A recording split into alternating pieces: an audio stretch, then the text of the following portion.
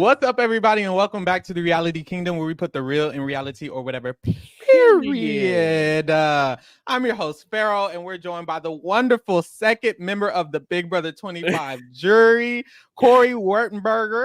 How you feeling, man? I'm terrified. I saw America last week, went on with y'all for 2.5 hours, and this week was way more interesting. I'm telling you. Yeah, I've got my snacks, my drinks. I'm ready to go. Okay, then we're here. We're ready. This was honestly a very interesting and dynamic week. Yeah. It's gonna be great to talk about this week with you, honestly. Let's dive into it because, like you said, we was here for 2 hours last time. So this week, let me pull up the screen because it's way better visually. If you are a visual learner, go to YouTube. We say it every motherfucking time. Thank you. Even if you're not a visual learner, go to YouTube, subscribe, like, etc. So this is what we have for the week currently. I'll kind of go through it. We've had the HOH competition, of course, and Mr. Cedric wins the head of household. When Cedric wins the head of household, it was a very simple week at the beginning because everybody damn near volunteered to go to the block again. He was able to nom Kenney, Tucker, and Angela. They were all volunteers.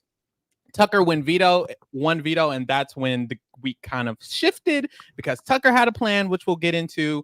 He ends up using the veto on Angela instead of himself and thinking Quinn is the renom, and that is not what happened. Cedric ends up renomming Makensy. She uses her power, and then now we have the final nominees as Kenney, Tucker, and to be determined because we don't know yet. So that's kind of where we're at this moment, and then we can kind of just get into the week. So first, kind of want to ask you guys, how do you think Cedric did considering what was presented to him and then what he ended up doing? And now he's in beef with Tucker. It's a lot going on. Yeah, I think Cedric was put in a really difficult spot by Tucker because Tucker came in full steam ahead. Like, this is the plan that you have to do, and if you don't do it, I'm going to be mad at you no matter what. I don't know if Cedric could have diffused the Tucker bomb artfully if he could. Yeah, maybe Dan Giesling could. I don't think Cedric can. I think he ultimately made the right choice in like backing Quinn because it's just like a simple like math thing, right? Like you side with Tucker, and that means you target Quinn. Quinn has a 1 in 3 chance of staying via the arena and could just survive the vote. It's very likely. And then he's guaranteed to be HOH next week. Versus you target Tucker. And first of all, Tucker's not even going to use the veto on himself. He has a good shot of being evicted this week. And he can't be HOH next week because Quinn's going to be HOH. So, like, the risk reward is super simple. I think Cedric, especially being 21, I think he handled it really well, very gracefully. He's got enemies now, but I don't see how he could have managed this week and had less enemies. Yeah, I agree. I think I'm still waiting to see who kind of goes home. I want it to be Tucker for his game because Tucker seems to be someone really targeting him now. I don't think Kenney should necessarily go home for Cedric's game. Neither should have Angela, and she was also an option just for him personally. I kind of want him to kind of keep some of the relationships that he's built because they will keep him safe, even if they're not necessarily looking out for the entire Pentagon. Like, those are numbers for him. But I feel like as an HOH, he definitely did what he could. Like, as far as solidifying alliances, you know, he did really get the collective all on one accord. You know, not just him. It was kind of an alliance effort, but I like that they kind of this week came together and really solidified the collective, and they also re-solidified the Pentagon.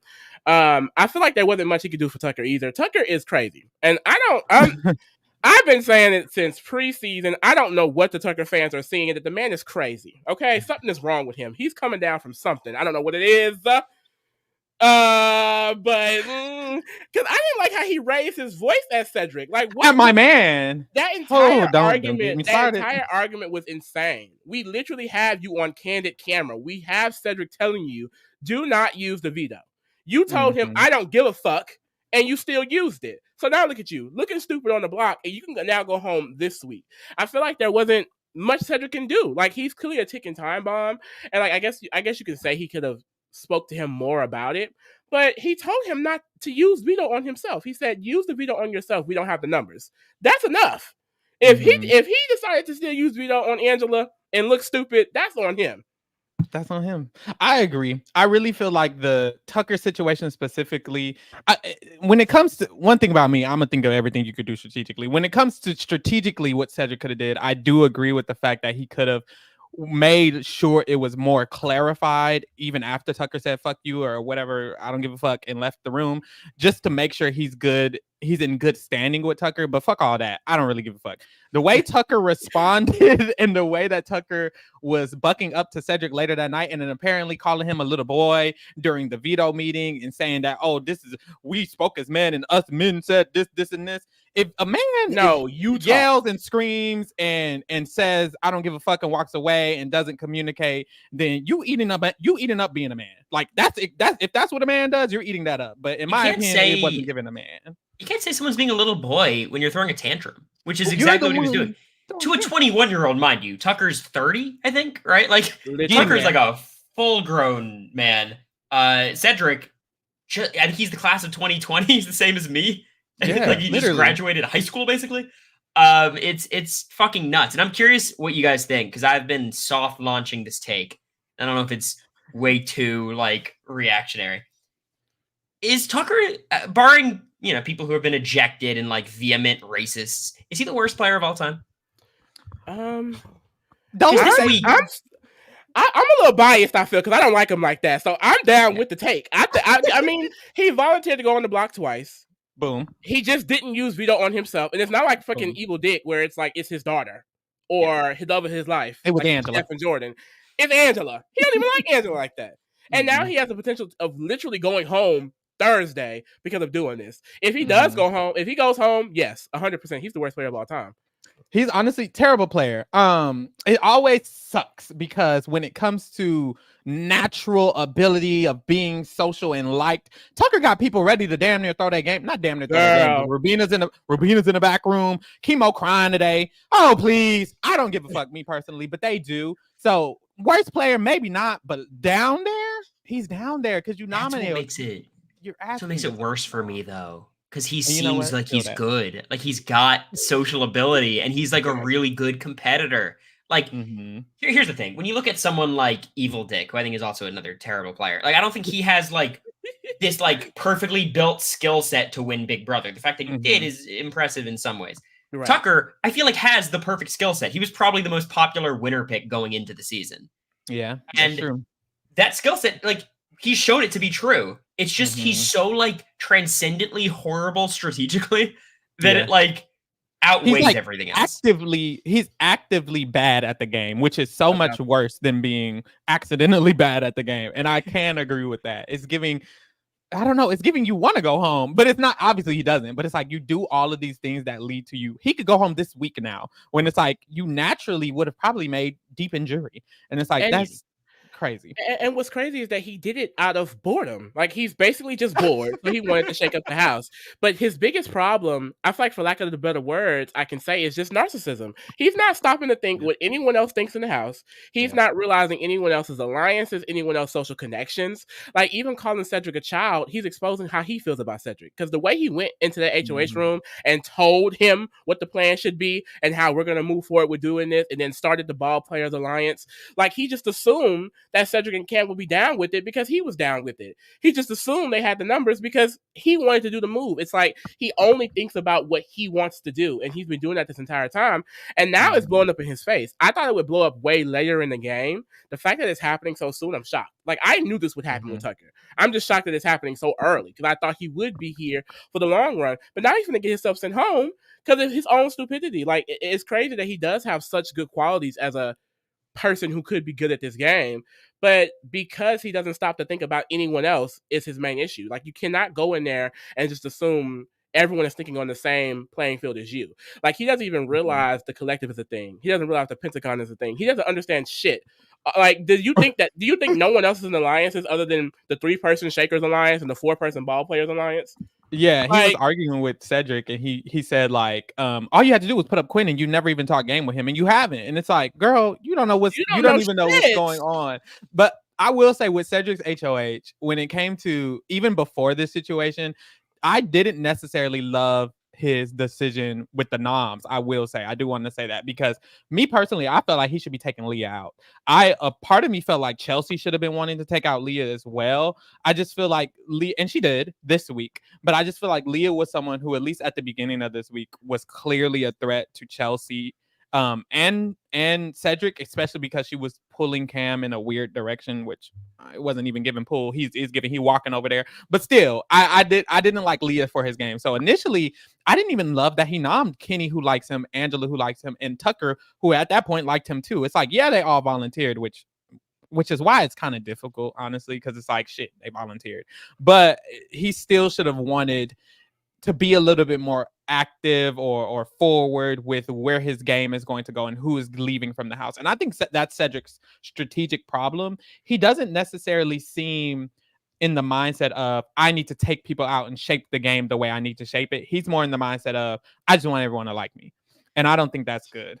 I fully, like, here's the problem though. Like, when you have volunteers, and you mentioned it, like, it's really hard to turn them down. Mm-hmm. Like, it's such an easy thing to do, especially in this season with the way Arena works. Like, you're going to nominate 3 people. You're likely to have a replacement nom. That means 3 people are going to survive the block when you're HOH, which is terrifying. So if you've got like a Kenney and an Angela who are willing to do it, Tucker, like, I think I would make the exact same decision. I think what you all are saying about targeting Leah is like so interesting, because I was just thinking back to my season, and it's like Sari, Izzy, and Jared should have targeted America that 3rd week, that 4th week, whatever. When it gets too far, eventually that's when you're going to start losing me. But if you cut Leah now, Cam's not going to be so mad and aligned with the other side of the house. He has to come back to you. I would have come back to the crossroads. Exactly. So, like, I think it's a really smart idea of, like, the reason they probably didn't target Leah is because they didn't want to piss off Cam. But that's, like, exactly why you should target Leah. That's exactly why you should target Leah. 100%. And even the concept I've been saying of winning these early HOHs, like, I was mad because Cedric and Chelsie were like, we want to throw, and then they ended up winning these 2. I think when you win an early HOH, it helps your game even more, and you can do more than you think you can. I think when you're in the moment, it feels like, I can't piss anybody off. I can't do da.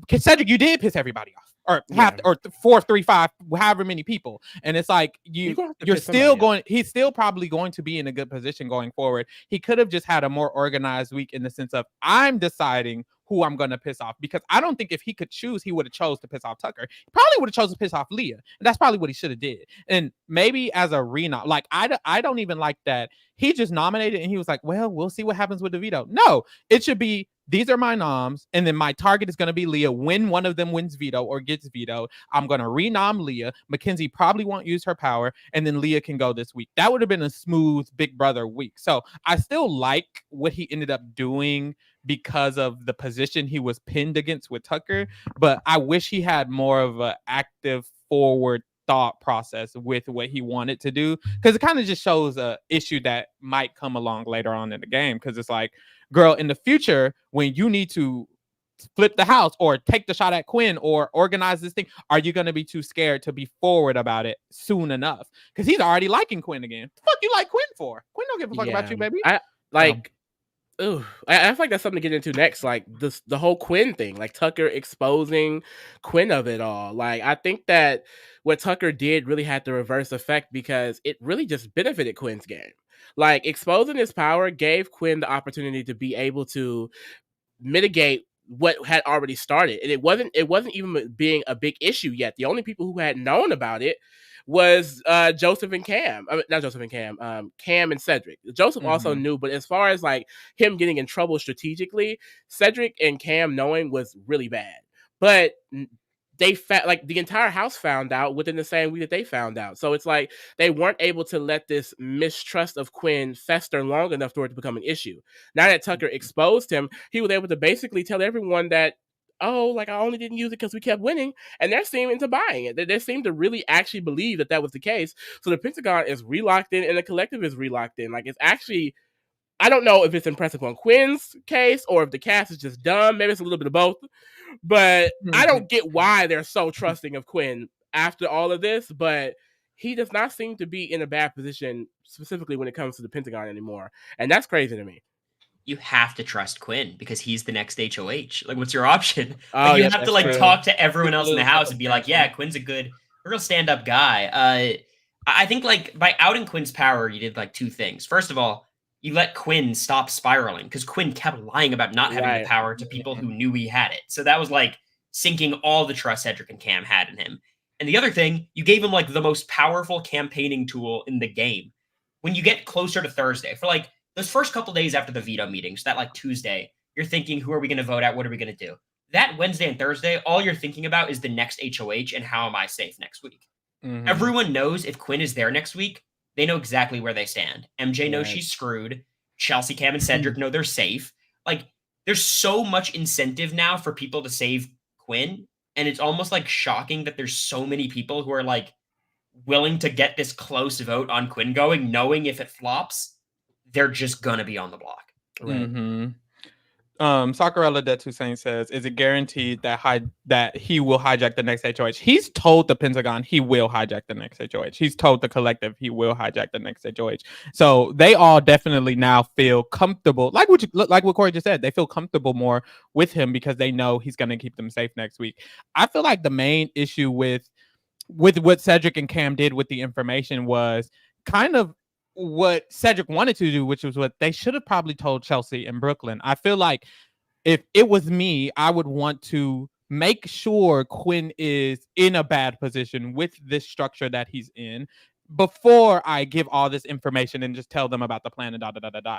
If they would have went to at least Chelsie, they don't have to go to Brooklyn, but they can if they want to. If they would have went to at least Chelsie and would have told her, this nigga's been lying to me. Not this nigga, but he's been lying to me this whole time. He's been lying to us this whole time. And every time you talk to him, he's lying straight to your face. And he also only told Kimo. It would give them time to sit in that information. And because they got all this information with the house and it's a blow up and people are arguing, they're defending Cedric. Quinn's over here. Tucker's acting a fool. They're so focused on all of that. And I think when we get moments of Chelsie kind of where she can kind of settle, we did see Chelsie kind of talk to people, be like, hold on, she said Quinn's name in a negative light afterwards as well. So I think once they get time to settle in it, they'll realize, ooh, but it would have been better. Next week, you think he may go up? I think or after next week or even a few weeks, they're going to be like, hold on, because he's still going to be focusing a lot of his time on Kimo and T-Core. He's still going to be talking to Rubina. He doesn't seem like he knows. Literally the same day. Pentagon, the same day to Joseph. He's not going to stop. Crazy. So 2 weeks later from here, after he uses his power, he does all of that shit. They're probably going to be like, all this nigga do is talk to Kimo and T-Core.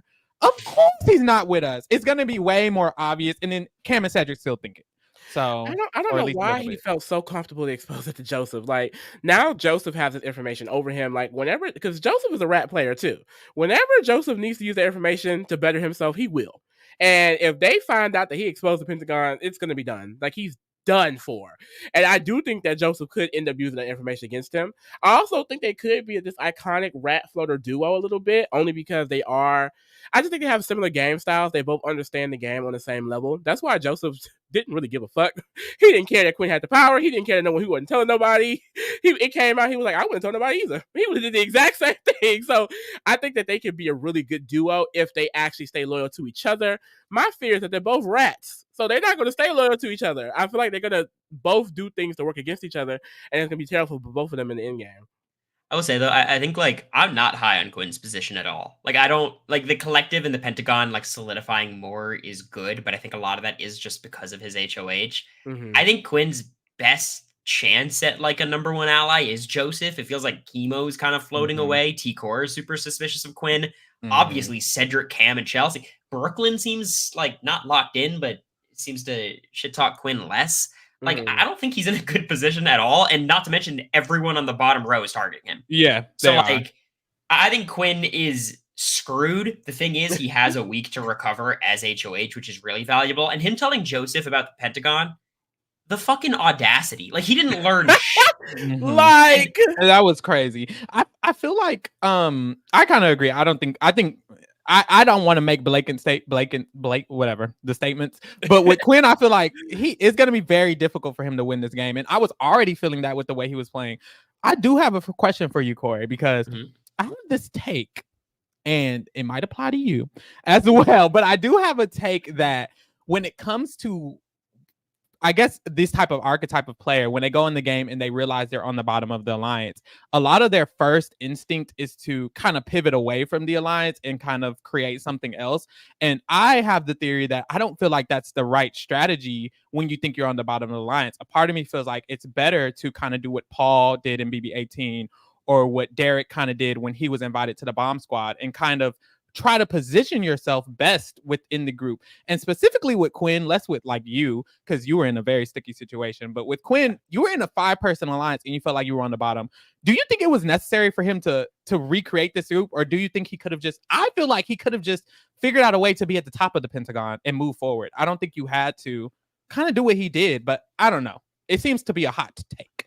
Yeah, I mean, there's a reason why every nerd archetype, for lack of better words, tries to play the middle. Like, it just kind of tends to happen. I do think there's a big difference between being like 7 out of an 8-person alliance and 4 out of a 5-person alliance, especially like he had one conversation with Brooklyn, I think week 2. It's like, hey, we're both on the bottom of this thing. We have to stick together. And I think that's exactly what you should do. That's what I tried to do with Jared. Little did I know Jared had a lot of other stuff going on the other side of the house. But I do think it's a little bit rash, but I liked the position Quinn was in last week, forming this group with Kimo, T-Core. Who else was in it? I think not Brooklyn, Tucker, theoretically, and Rubina. So here's why I don't blame Quinn that much. He's a really messy player. He has allowed this possibility to happen because the information he's leaked. But the shit that happened this week is kind of ridiculous. Like, he told Angela and Kimo. Kimo, I don't think would have leaked it unless Tucker like knew already and like asked it in that manner. People say Kimo has a crush. I don't think he's like hypnotized by Tucker. I don't mind that. I think like, so does America. He might be. But Angela is the other person he told, which obviously huge mistake, but she was the week 1 HOH. I don't think like you couldn't have known Angela was Angela at that point. And then Tucker finds out and acts totally against Tucker's own self-interest. Yeah. Goes nuclear. So like Quinn was messy and he made this possible, but it's not like he directly led to his demise here. Tucker just kind of went nuts. Yeah. I just don't like it. It's messy for me. I think that's the reason I don't like when players, because literally I'm over here rooting for Quinn to be nom, no shade, because I really don't like. And this is why you need to shut the hell up. No. Okay, honestly, at this point, y'all, I don't necessarily need Quinn to be the renom whoever you want. No, hold on. Let me say my piece real quick, because you had the little live feed up there yesterday. Look, y'all do not fucking vote Quinn, okay? Y'all need to vote. Let the people vote who they want to vote. Go on. Who are you advocating for? Well, I'm not. So I'll get it out there for anyone, but I feel like it has to be someone like Joseph or Cam at this point, because that's what everyone else is voting. Like, the only other person who's getting votes or a name is being said is Joseph and Cam, and I like Joseph a lot. I don't care for Cam because he's doing a lot of shit I don't care for. But look, I don't need it to be Quinn. Quinn he's a really interesting player this season. He causes a lot of just back and forth when it comes to the gameplay, because he's not fully loyal to this Pentagon structure. Like, he's very much needed for a not steamroll season. Do y'all want a steamroll? Do y'all want? I want a steamroll. I want. I'm just saying for the general audience. The general audience who always claims they hate steamrolls, but also hates Quinn. It's like Quinn is. But he's not gonna go home. I think Quinn is bringing a lot of interesting things to the season that wouldn't be here if he wasn't here. So I feel like Joseph or Cam need to get your votes. I'm sorry, Joseph. I love Joseph. I do, but I just feel like Joseph can go home. But I don't want Quinn to go up, because I don't want people to think what Tucker did was that we agree with. I don't want people to see that move, America putting up Quinn, and think, oh, Tucker was right. Quinn is playing us, and he was right. Quinn is playing him. It don't matter though. Like, Tucker shouldn't be rewarded for being stupid as fuck this week, and that's my whole thing. Tucker's gonna be so indignant about it. He's gonna be so, the ego is gonna inflate like crazy. And here's the thing: if the nominee was named earlier in the week, say it was named today or early tomorrow, maybe Quinn would be in a little bit of danger. Because the vote's a little bit dicey with Rubina slipping away. Leah seemingly hates Quinn now. I count 5 votes that could be against Quinn. Angela will vote Quinn. I think the bottom row. I think Tucker or Kenney, whoever's off the block. Quinn. Makensy, Angela, Leah, Rubina. Too good. Let's get him out. Let's get him out the game. I think he will still stay because of that power. People want to use that, and they'll give him the slight edge. But you're right. Like, the votes are close, because Joseph is on his ass too for Tucker. Can all three of us find some common ground? I think the goal this week should be Kenney being evicted. I think that's the goal. I'm okay Kenney with sucks. He's dead air in the house. Okay. Hates Izzy. Like, I have nothing nice to say about Kenney. That guy sucks. So Kenney can go and Tucker can, the issue is not even the issue. I kind of want Tucker to go now. The gag is Tucker Tucker can or go Kenney too. can go for me. I would prefer either of them to go. The only reason I have beef with Quinn is because he had beef with Cedric, and I need to get over it. I know I can't hold this grudge for the rest of my life, so I'm just gonna let it go. Everyone vote who they want to vote. I might vote Cam. I don't know. Like I it might not be Quinn, guys. It's okay. I feel like it will low-key end up being Quinn. It depends on what this tomorrow's episode is like. It depends on who gets the terrible edit, or unless America want to vote for the person who has no edit, like a Rubina. I see she's not getting any diary room child. So it could end up being anyone, because I feel like majority of the votes would have went to Angela or Kenney, and we can't vote them. But the House is already discussing that whoever America puts up, they probably will just keep them safe. I feel like that kind of does go out of the window if Quinn is an option. But Quinn versus Tucker at this point, it'll be a close vote, but I think Quinn could still take it. However, it's close. I hate the way that they're doing the vote. I don't think we should be voting on who we want to be nominated. Everyone votes for your favorite, and whoever gets the least amount of votes, I think, should be nominated. I think that makes so much more sense. Because here's my thought. Right now, if they did Path to Power, they vote on your top 4 favorite house guests. I think Quinn might be in it. Like, I'm not certain. Yeah, he would have a shot. If they vote for your least favorite, he also might win that. You know, so like, I think someone like Cam, someone like Rubina, I could see Cam especially, but like, no one feels that strongly about them because there's no reason to. They've just been not present on the show.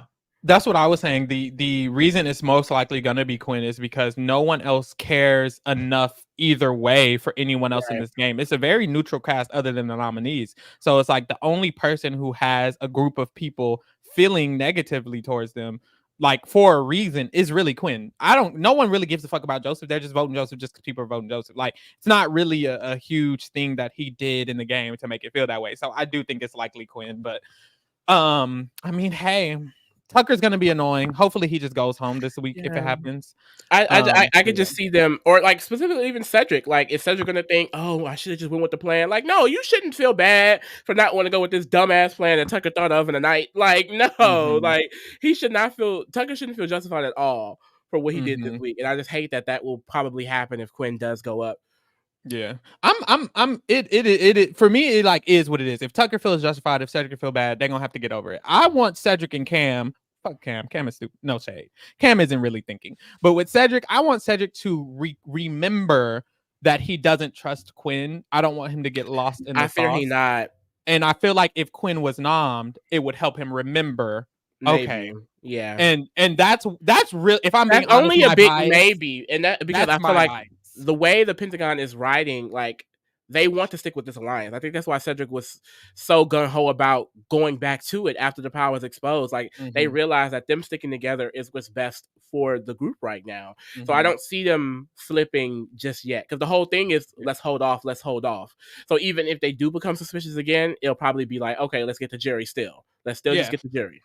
I'm fine with that. I just hate that it seems like their suspicion is fading. I don't want that to happen. That's why I personally want Quinn to be nom, so that he can know, okay, let me say suspicious, because wait a minute, not America doesn't like him. Not it seems like Tucker was right. So maybe he'll stay on this Quinn. I can't trust Quinn, because he can't trust Quinn. And I think he still knows. He obviously that's not his final 2, but I just want him to stay on the right path of, let me have combos with Chelsie about it. Let me have combos. And he's not doing that anymore. I think Cedric as a player might just have a strategic cap in a way when it comes to that. But I think pushes like this could help him, expand as a player, because when he got this information about Quinn, that's what it seemed like was happening to me. I was like, wow, I'm glad Tucker caused this, because a player like Cedric would never be put in a position like this in a normal situation. Because Tucker is so crazy, it puts Cedric in a position to have to play at a level that I don't think Cedric would have needed to hit in this game. And I really liked that. So that's how I felt about that. But yeah. I need Cedric and Chelsie to get over Cam, by the way. Like, they're so fixated on this Cam and Leah thing. Cam is so good for their games. It's like, please get over it. Get rid of Leah at some point for sure. Like, the Pentagon only works for them if they're in the core. And right now, they're actively trying to get rid of their core. It's so stupid. The thing is, Cam hasn't realized this yet, I don't think. And he never So will. it's not... That's true. So I don't think... Ultimately, this might not even be a problem. But, like, Chelsie especially, it's like... Girl. Let's just be a Final 3. It'll be fine. Chelsea is so over the Cam shit. Like, she talks to the camera damn near every day about Cam at this point. It's She's like... infatuated. I know infatuated when I see it. I've been it so many times. She's enamored. And it was crazy. And I get it, Mama. As soon as Chelsie said it, I texted Leah. I said, she doing too much. And it was crazy because she only said it one time. So it's like, how is she doing too much? She only said it. Lo and behold. But that's the thing. I don't think they will actually take out Cam. Hopefully. If they get that far, it's going to be okay. I don't think they will either. But I do think they'll end up getting out Leah. And the thing is, Cam is so out of the game that getting out Leah at this point probably won't matter. Like, the fact that all of this blow up was happening yesterday and the main thing Cam and Leah were talking to each other about whatever the fuck going on. I can't tell if it's a flirt, if it's a showmance, do they hate each other? I know she doesn't like him, but they also still talk a lot. I just don't get it. I don't get what they're doing anymore. I can't watch their conversations for that long anymore because really it just goes in circles. It does.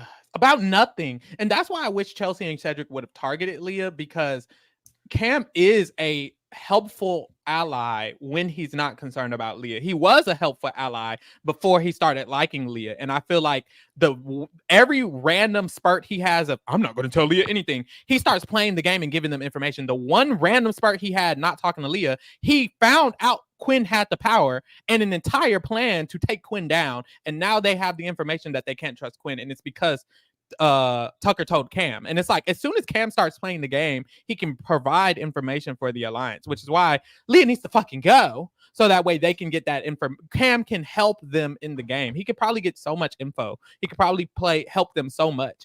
At least for now. Like, he's not good for, I feel like, a Chelsea's long game. But at this beginning stage, it's still top 14. He's helpful.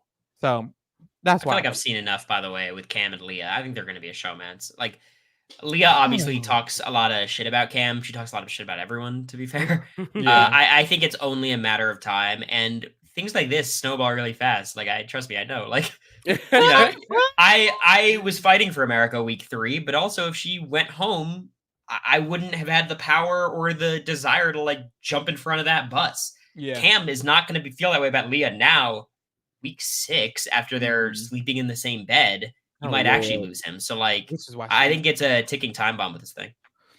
This one is unfortunate because unfortunate is crazy. Let me not, like, I don't know anything. They could love each other very, very much. Yeah. But from what it seems like, at least from what Leah says, it doesn't seem like Leah's actually even interested in Cam. And I think that's what makes this one a little more annoying for me, because it's like, girl, she don't even want you, sir. I need you to stand and rise. Please get up fast. But who knows? And he up here just sharing information with her willy-nilly. He go tell her, yeah, I think so. I think somebody else may be going up. It may not be MJ. Like, why are you giving her actual information? Or being like, oh yeah, like, I don't think you have to win a HOH for a while. Like, you're gonna be good. Like, you don't even know that, sir. Like, your entire alliance hates her. So what are you talking about? I don't feel like I can speak on this really. Like, no. Look. Cory, you had us sick weekly because we were like, why is he talking about America? Are you trying to get her in trouble? What's going on? Meanwhile, Cory, like, I'm in her apartment now, so, you know, like, I don't see that in Cam and Leah's future, but you know, we could be wrong. Maybe the Cam Leah Patreon will pop off. Who knows? I'm dead. I don't think so, child. I was sick. I had to give your rating a doc every week when you would talk about America. I was like, how is this good? How is this ever good? It made me so, I was over it. I was like 0.5 deduction. I can't do it. But we're here. So what ended up happening, of course, at the veto meeting, other than the blow up, was Tucker used the veto on Angela and Makensy used her power. What do we think of Makensy using her power? Because she allegedly wasn't going to do it at first. Girl, don't bare ask minimum. me why. I'm glad. Like, I was nervous. Like, Brooklyn, I thought, first of all, I think Brooklyn trying to convince her not to use it was ridiculous. Like, hey, it's a bridge too far. I think Mackenzie's actually a pretty good connection. It reminds me of them trying to, like, convince Cameron not to use the veto on himself. Like, at a certain point, you think she would have done it? Yeah, well, this is what I think. I like when players do that because when I watch the greats, and we talked about this with BB Can the last season. Damn, sorry. But when the greats are making these power plays, it's always something ridiculous. He's like, Anthony Douglas is like, let's get Vivek to turn on his closest ally and backdoor him. Girl, what? When Dan is making these big moves, he's like, let me act like I'm giving up the game and I don't care anymore, and then hold this. Girl, please. It's things that you think wouldn't work. Even in Big Brother Canada, when Kiefer was like, let's convince Jed not to use a veto. It's like, it's shit that seems silly. So I appreciate an effort. I do think if Makensy wasn't shook by what occurred at the veto, there was a potential for her to not use it, because she was saying it. She was saying it was.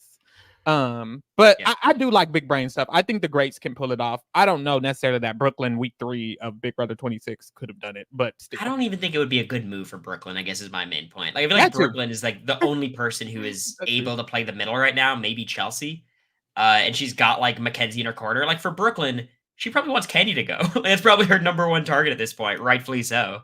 Mm-hmm. So I guess that's my main point. Like, if it was someone who was like, if Quinn was able to convince Makensy not to use it, I think I'd be fully on board, because Mackenzie's gunning after him. Mm-hmm. Makes more sense for his game.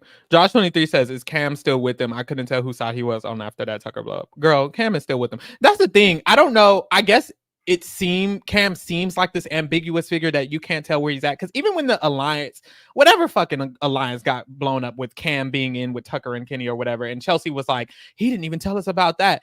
That shit is arbitrary sometimes. I feel like there's some situations in the game where you can understand, or you should be able to understand that things like that is arbitrary. I feel like that was something that clearly just slipped Cam's mind. Like, I don't know.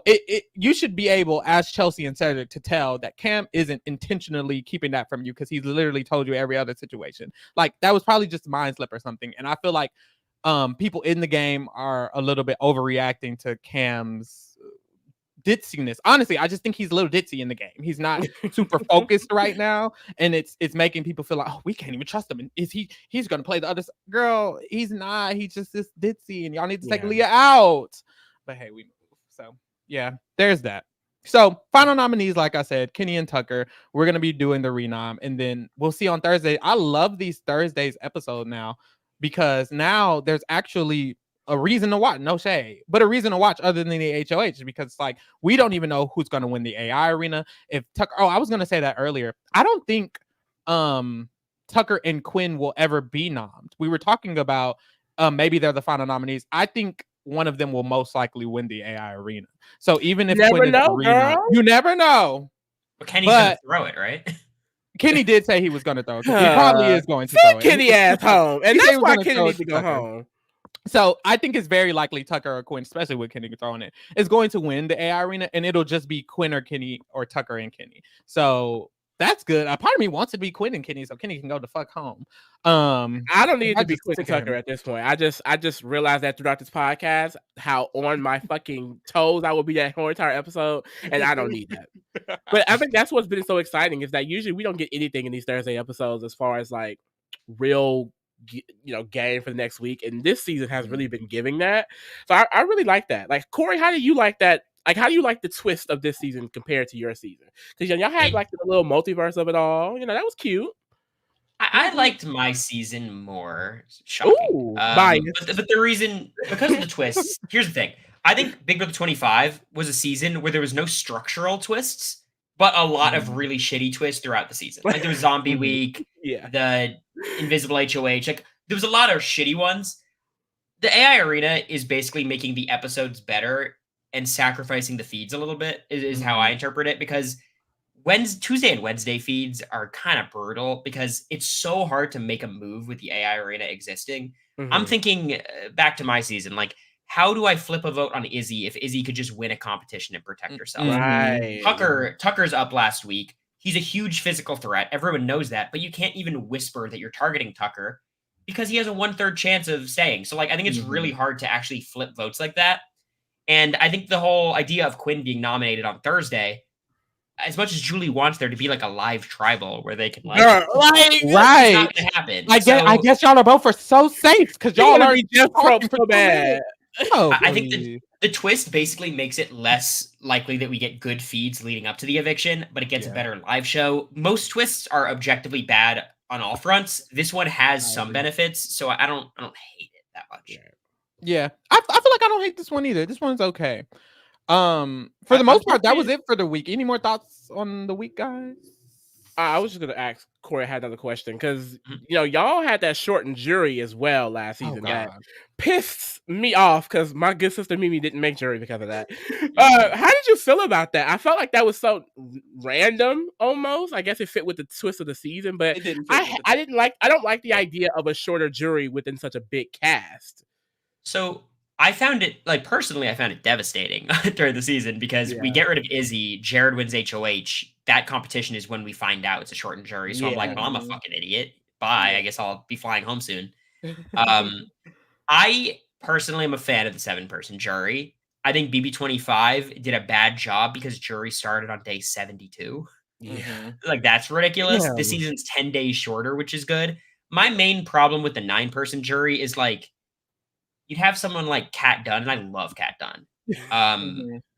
Did she make jury on her season? Like someone who's Yeah. evicted the first member of the jury who's out on day 40, voting between the two people who've been there for 90 days. Like, what the fuck do they know? I think it just encourages. I disagree. I think that person has enough information to deserve to vote. I always have felt that way. I really Like do. Jared should be able to vote, Jag. Because 40 days, I feel like you have it would have been Jared, wouldn't it have been? Yeah. Jared and Mimi Yeah. were I know y'all season was longer, but even in Yeah. general, I think Jared, the amount of weeks he played in the game, even if it wasn't Jared, even if it was Izzy, I would feel like Izzy is deserving of having a vote for Jag or Matt and having enough game information to make a vote, especially because the final two knows they're going to be a part of the jury. I've always felt that way. Yeah, I get that, and I think it depends on the juror, frankly. But That is I think back to season 20 a lot, where Tyler had everyone from the third place to 7th place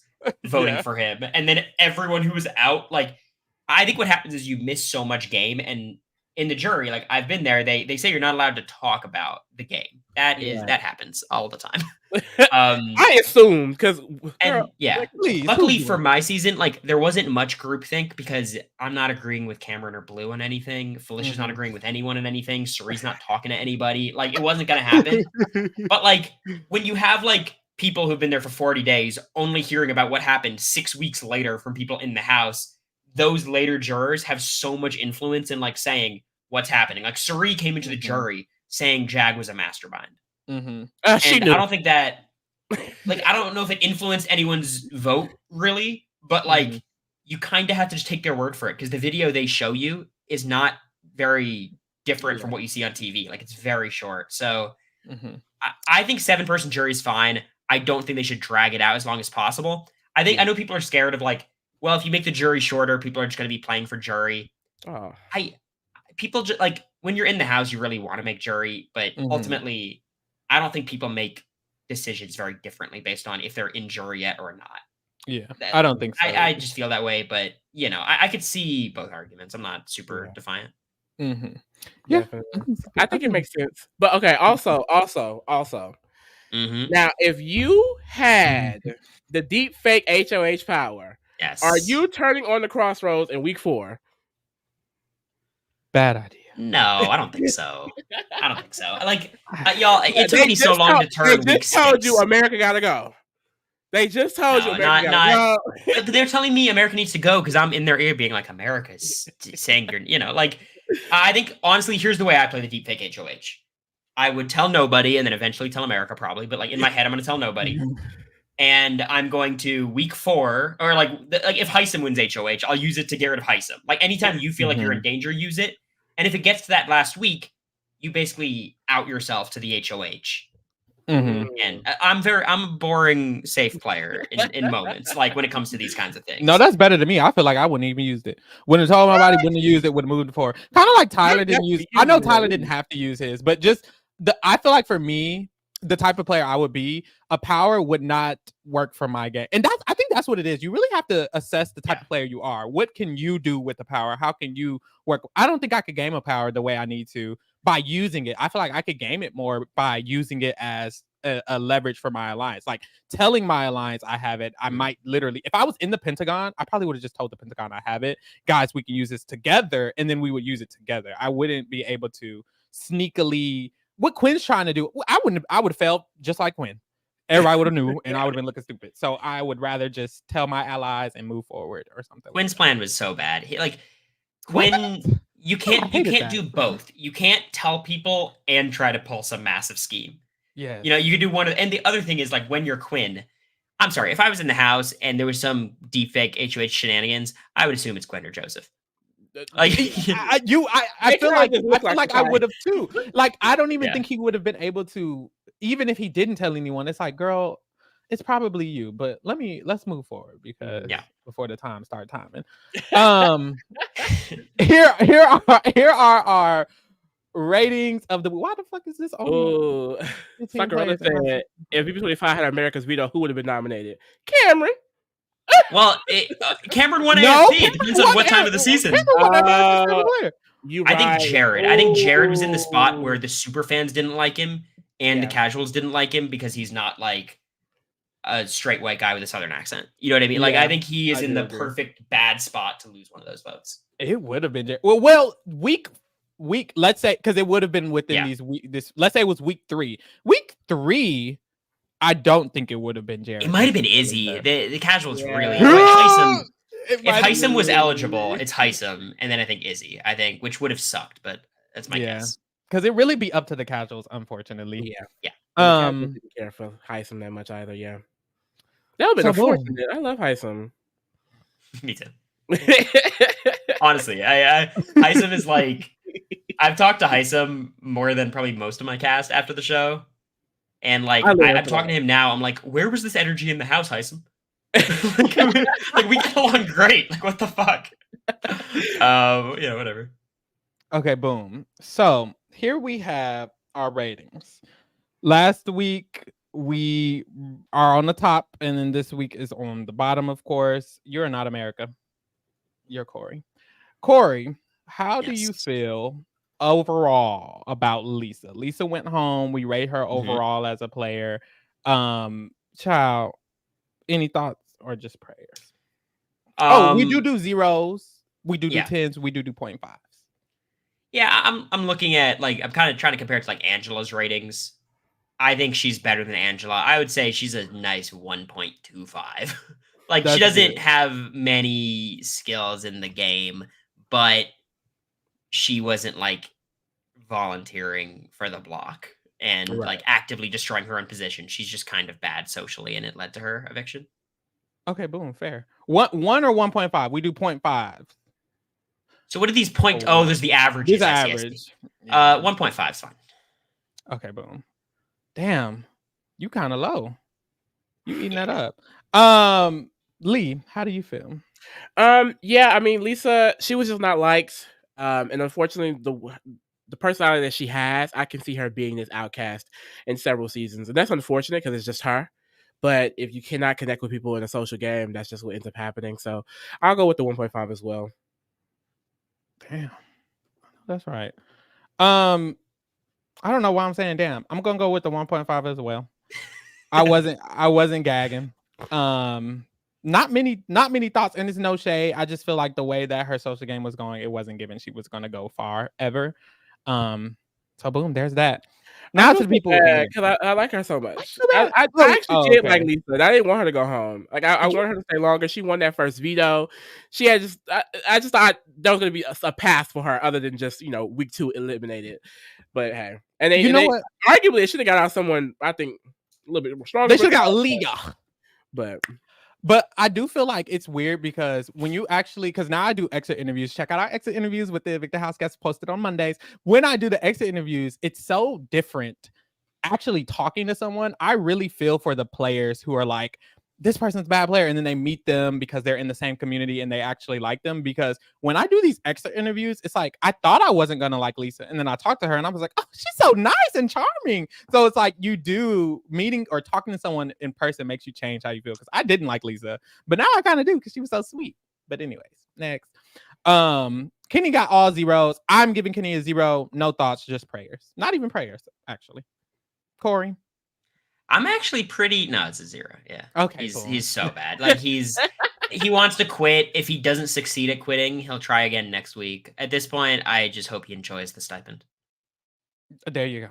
Hopefully he doesn't get one. He need to get his stipend revoked. Yeah, hopefully they remove him. I know what that stipend is. It's not that much money. Like I don't know why this guy doesn't just leave. Like at this point, it's like through like 2,900 or something. Like it's a good amount of money, but he's a retired cop. He should have a pension. I don't know. Whatever. It's his own financial situation. Just please leave. It's just so sad. Like the fact that producers have to tell you, the producers have to beg people to like not leave the show. Like if they, first of all, cast people that want to play, and secondly, let people leave. Just let them leave. Let them go. We don't want to see them. If they don't want to be there, they're probably not entertaining. They probably could just go.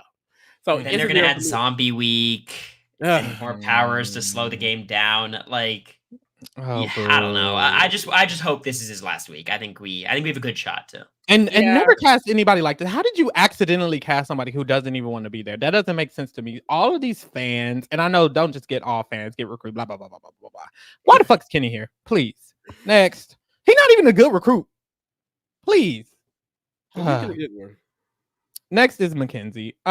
Lee, how do you feel about Makensy? Makensy, I think she did some really good things with her power, as far as like using it to maintain her safety over these last week or so. The beginning of this week. But eventually she'll have to use that power. I mean, no one really likes her that much. She's still pretty delusional, which is why she almost thought about not using it. And I think that's just going to come back to be an issue for her. It's just, she doesn't really understand the game of Big Brother, I feel like, too fully, because she's not a fan. And I feel like if she had more knowledge of the game, she would be more aware of some of these relationships in the house and what they mean, how they affect her. Because ever since like the first week when Matt went home, she's kept the same loyalty to the people that turned on her. And they still have not been loyal to her. And even this week she got nominated and she's so shocked and confused. And it's like, girl, why are you shocked and confused? The barbershop was never real. Wake up, mama. So yeah, she's just a little bit in the clouds for me, but she almost got nominated this week, but thankfully her power kept her safe. I don't think she is too much of an immediate target. I know Quinn mentioned wanting to target her. So, and he has the deepfake HOH, but I don't think that the majority will want her gone over someone like Kenney or Tucker if they remain in the game. Maybe even Rubina would go before her. So I'm gonna keep it at the 3. I'm not that high on her at all, but I did like that she used that power and was like, look, I got the power, don't put me up. And it almost worked twice. Cory, how you feel? I'm very low on Makensy. I think since Matt left, she's had like such a buffer with this power of like she has so much time to reintegrate and try to rebuild her game. And I think she's been trying, which I do want to give credit for. Like, I love active play more than passive play. I think she's been pretty active. But, like, she's basically spent a lot of that effort on, like, Chelsie, which is good, but Chelsie doesn't give a shit about Makensy. Yep. This women's thing isn't real. Like, maybe it could become real if she wins HOH and forces it to happen.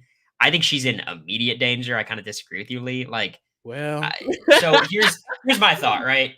She had a power that theoretically should have kept her safe for 4 weeks because it's terrifying to nominate her with the power. First of all, you don't know the replacement nom. And second, she's going to be safe and is physical and can win HOH. So, like, the fact that she only got 3 weeks of safety, I think is, like, not a sign of a really good player. And next week, Quinn is more than likely to be HOH. He's going to put up Tucker, Makensy, Angela, maybe Kenney if Tucker's gone. And if the wrong person wins veto or AI arena, she's gone. Like, I think they're not getting rid of Angela before her. Maybe if Tucker Leah wins jumps AI. order. And she could win it too. She's a good competitor. So, like, that is a point in her favor. I'm not going lower than a 2.5, but, like, I'm looking at her ratings from last week. She now is in the same spot without the power, and her main op has the HOH. Like, it's not good. Yeah. I agree with the 2.5. Y'all said everything y'all needed to say. I'm not gagging.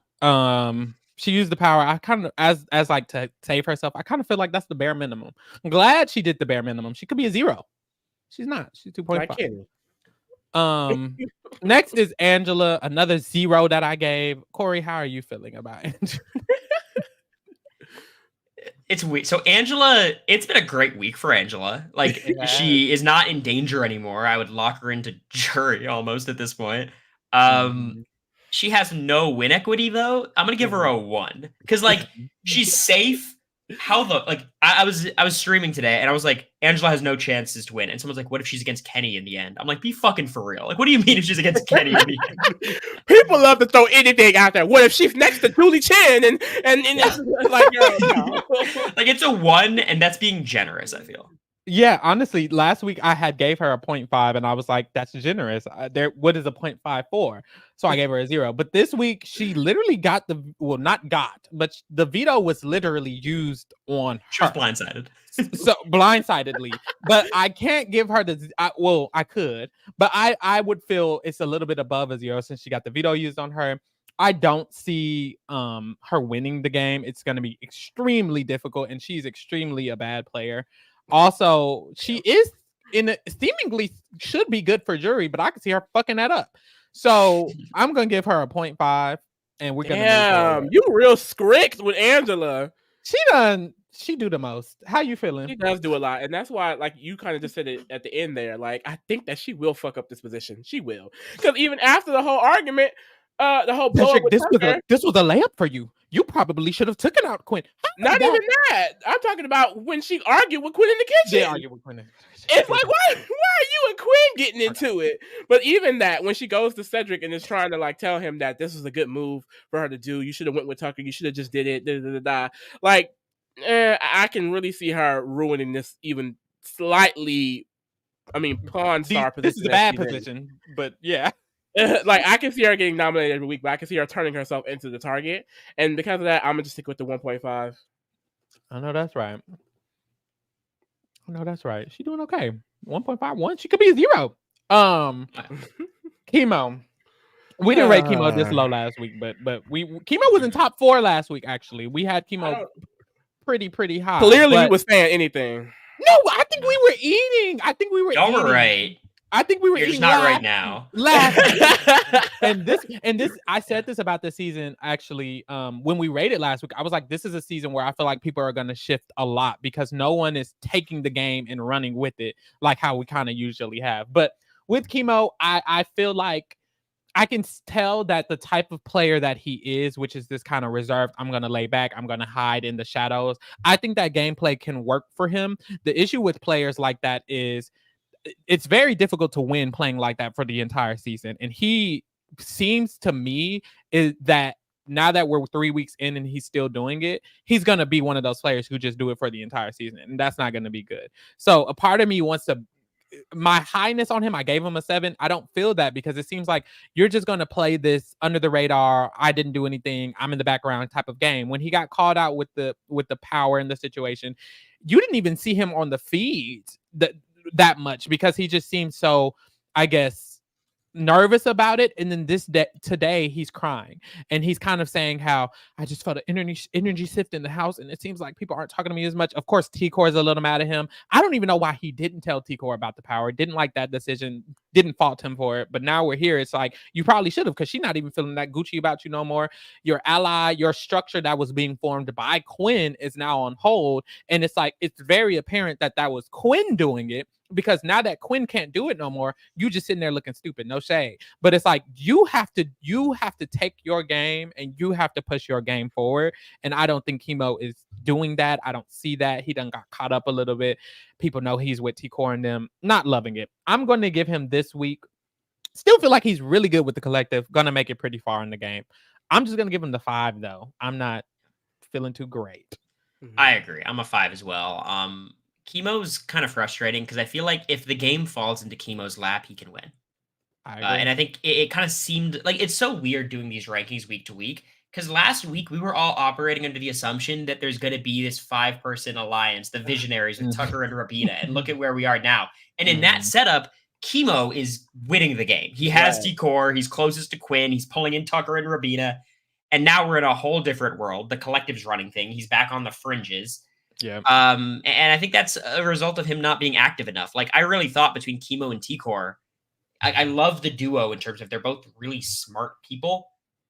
But I thought Kimo would be the more active player. That's not the case at all. Like T-Core is the one who's going to determine if Kimo gets in a good spot. And now he seemingly lost T-Core. I don't think that's permanent at all. There's too much time in that house, and it's not like he wronged her that bad. Like, he could play that off as loyalty. You know what I mean? Of, Tucker approached me about the power. That's why I told him I didn't want to betray Quinn or whatever. I think you're exactly right, though. He's just not active enough. He's not in any immediate danger. I just doubt his game ability. And I don't think him siding with Tucker right now is a great sign.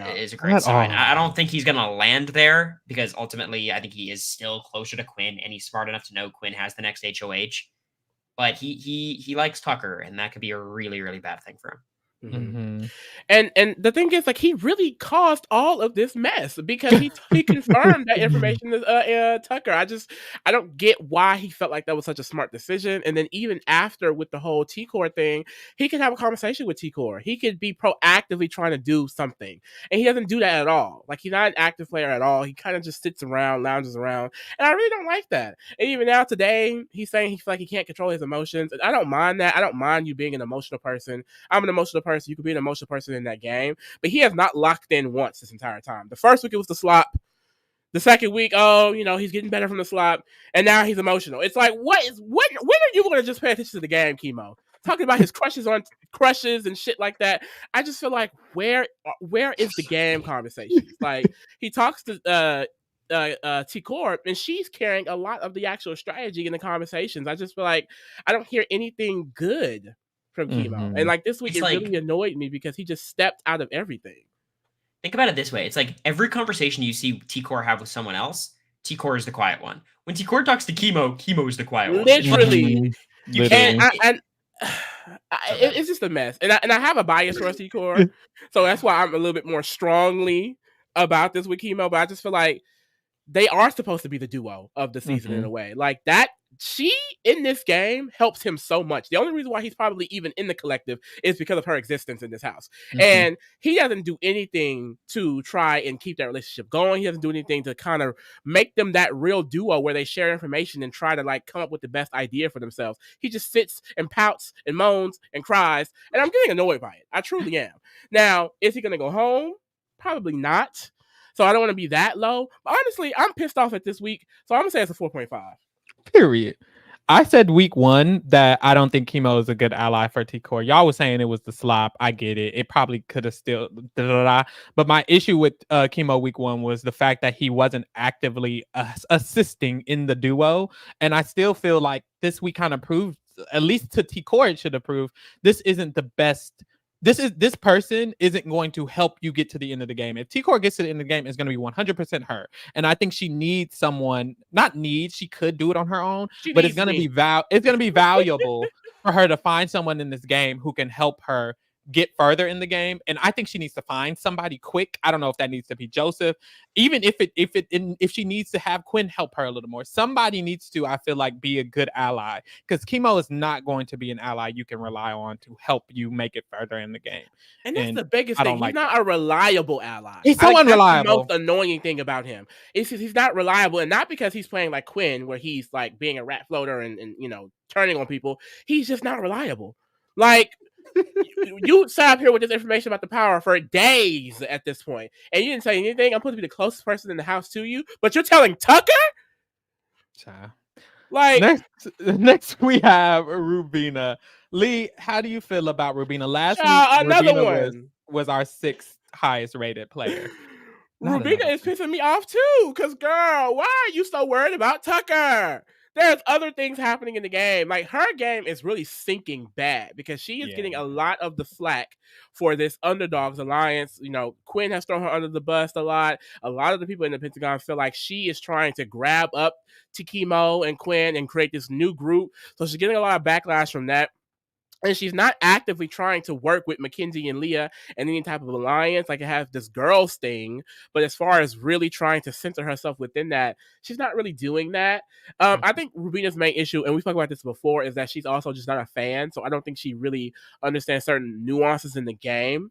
But in general, it just seems like she's out of it, specifically this week. Like, she's only concerned with basically how Tucker feels about it after, and what Tucker's doing, and I just don't like that. I just don't like that at all, because Tucker is so cracked that you shouldn't be, planting your stake with Tucker. Like, he is going to send you down a rabbit hole of eviction. So I don't like that at all. I just wish that she was more involved. Like, she's not in the collective. She's not, this visionary thing is not happening anymore. And like I said, she's the scapegoat for it. So it's a lot of negative. I'll say it's a 4. Cory? Yeah, I was like the number one Rubina stan before this week. I was high in her when everyone else thought she was doing nothing. She was maneuvering so well. Everyone liked her. She had the visionaries. Brooklyn was, and then this week happened, and it's like, damn, Rubina. Yeah. So my thoughts about Rubina are, she has this weird fixation on Tucker, which is a really bad thing for her game. And I think she's the biggest victim of the collective resolidifying. Because the collective was bullshit until Joseph willed it into existence, manifested it to be a real alliance.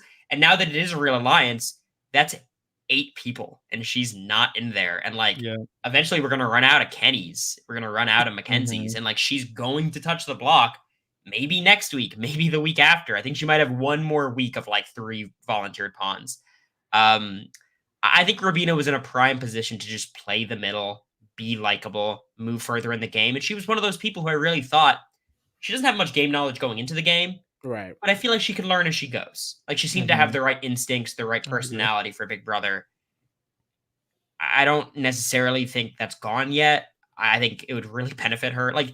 What do y'all think about this? Is it good for Rubina if Tucker gets evicted now?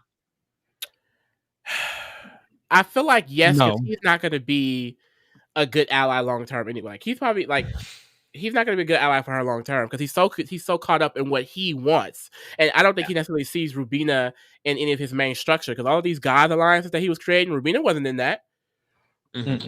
I say no. Yeah, go ahead.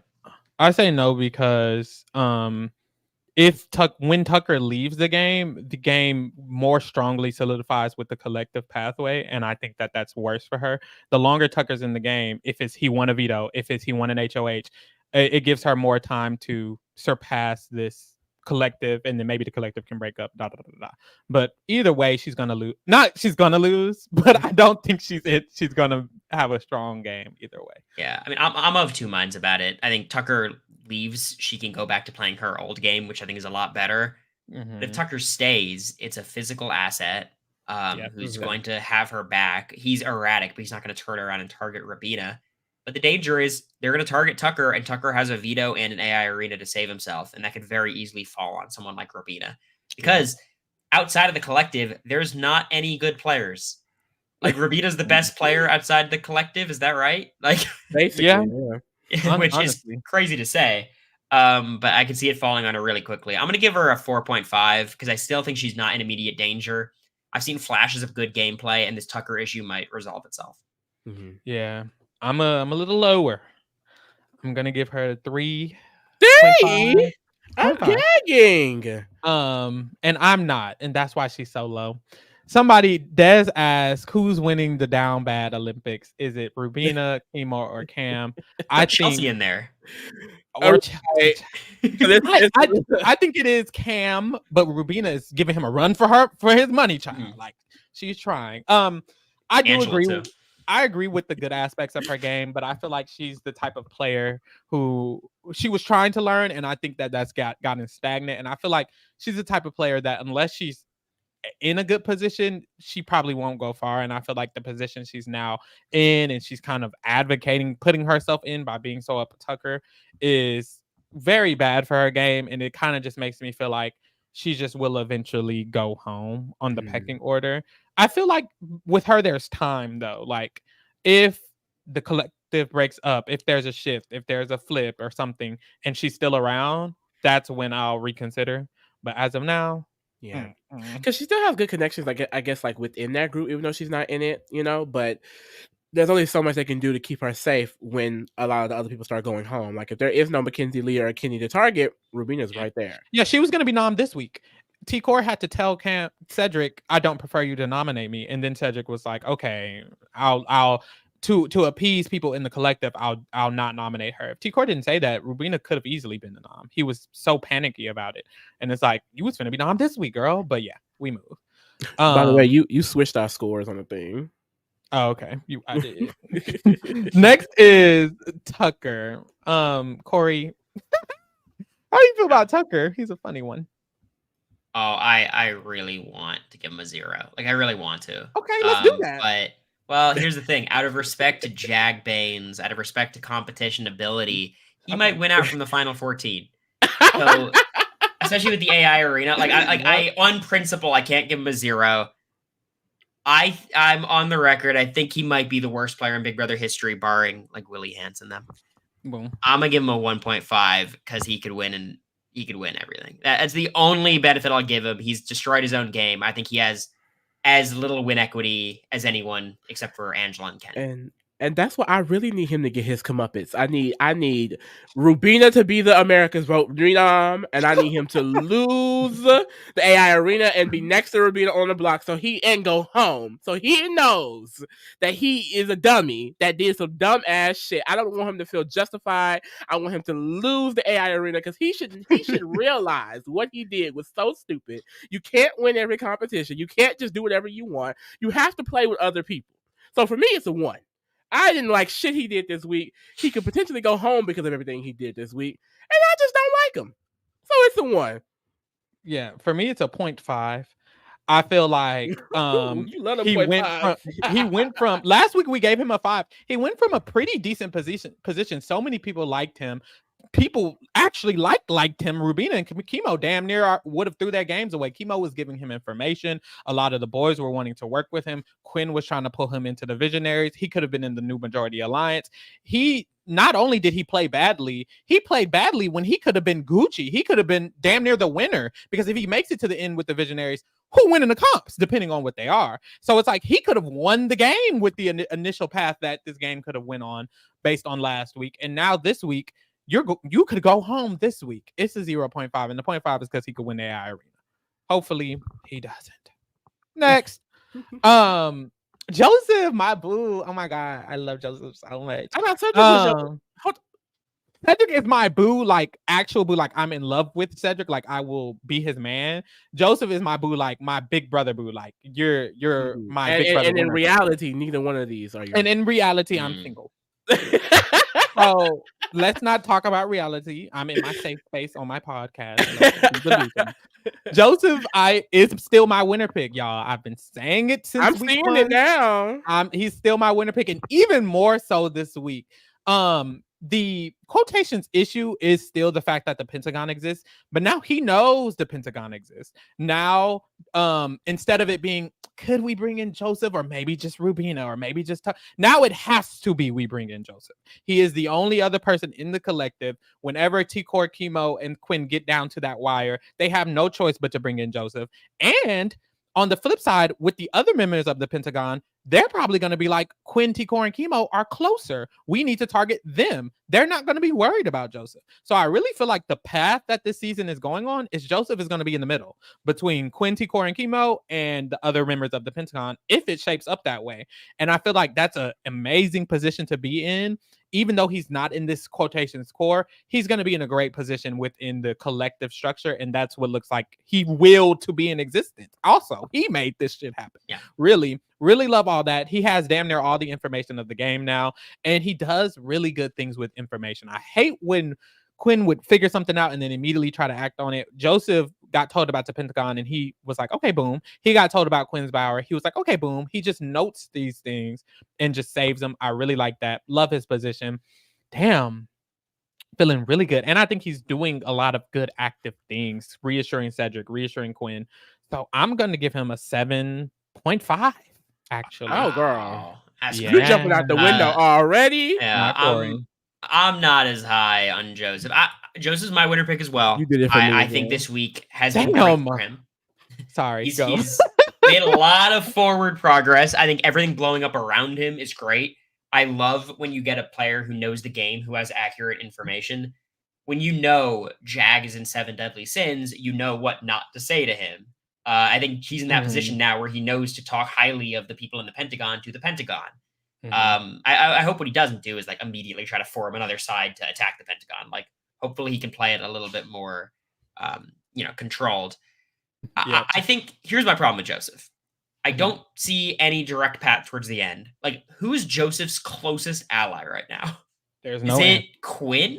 Is it There's no Chelsie? answer. Like, there's really no answer. I thought Tucker was who he wanted to be in that position. That's long gone. And my biggest problem with Joseph is like, and I don't think he's like trying to bro down to the end. He doesn't talk to the women in the house. Like, he kind of has a thing with Chelsie, but like he has nothing with like MJ or with Leah or with he talked a little bit with Angela today. Him and T Core don't have like a one-on-one bond. It just feels like when you look at the connections people have, he's got one of like, these like big alliance charts, webs people make. His is kind of, he's in the collective and that's it. And he did kind of clown on all of us podcast people because we all thought he was being an idiot trying to cling to the collective when it wasn't a thing. That ended up being a very good strategy somehow. What I appreciate about Joseph is this season is full of passive players. Yep. So the few active ones kind of get to dictate how the game shapes. He was active this week. He got the collective to be a thing again. I just need him to work on his personal connections. Right now, I think they're really kind of not that strong. I do agree with that. What do you feel so I have to rate him 6. Yeah. I think he's in a better position than last week, but he doesn't have any bright future. Yeah, I agree for the 6 for all of the same reasons you said, Corey. I don't know what the hell Pharaoh is doing with the 7.5. I think this was crazy. Great. I'm gonna continue. I'm gonna read. The 7.5 is crazy. I'm not gonna rate shame you though. If that's what you want to do, that's what you want to do. Okay. But a lot of the things Corey said, I definitely agree with. He just doesn't have any really personal connections in the game at all. Like, he is in a collective because he willed it to happen, which is very impressive. But other than that, like, what is he going to do to not be expendable to these people? He's very expendable. And like I said, he could, use the information that Quinn gave him to maybe stay over Quinn. But are you staying over T-Core? Are you staying over the Kimo? If Leah or Makensy win the HOH, what are you going to do? He doesn't really have that many personal connections, especially when it's just the collective left. Collective is a pretty huge alliance. Once Jury locks in, which is what they want to go to, Jury, there's not that many outliers that he can attach to, and he's not even talking to any of the outliers of the collective. And the people within the collective, I guess the hope is that Quinn, Joseph, T-Core, Kimo will be able to comp out or overpower the 3C / Brooklyn. But if they can't do that, Joseph will definitely go home. I feel like I just felt like this week was really good for him because the beginning of this the beginning of this week, which kind of got clouded over, was a lot of people letting Cedric know that T-Core, Kimo, and Quinn are now in this kind of grouping. And I think the overall arcing of this week has really set up this group of people, and then Quinn's power got exposed and Quinn has now been diminished. And I feel like it just leaves him as the only capable player with wiggle room other than like a Chelsie and a Brooklyn. But with Chelsie and Brooklyn, I feel like they're stuck on this Pentagon side of things that Quinn is trying to work against so heavily. So I just feel like it just leaves him as untouched. Basically, the reason I see him winning the game this week is the exact epitome of the reason why I see him winning the game. That's kind of how I feel. But no, I also get given number 6. I'm biased. So next we have T-Core. Child, Lee, you start with T-Core. My queen. She's an interesting. Yeah, I'm so sad because we were so happy last week because we saw the Visionaries' vision, bitch. We saw it. We just knew that was gonna be the solidified alliance. They're gonna lock in. One of them were gonna win HOH, and it was gonna be all sunshine and roses. But it wasn't. I don't feel terrible about her position still. She still has a really good connection with the 3Cs and the collective. Joseph really vibes with her. A lot of people vibes with her, but specifically her connections in the collective, a lot of them enjoy her a lot. I think a lot of them, they're not discussing her being like in their top 3, top 2, but I feel like as the game goes along, she'll be someone that's just there because they don't really have an issue with her. She's someone that they just genuinely like as a person within this house, and that kind of can go a long way.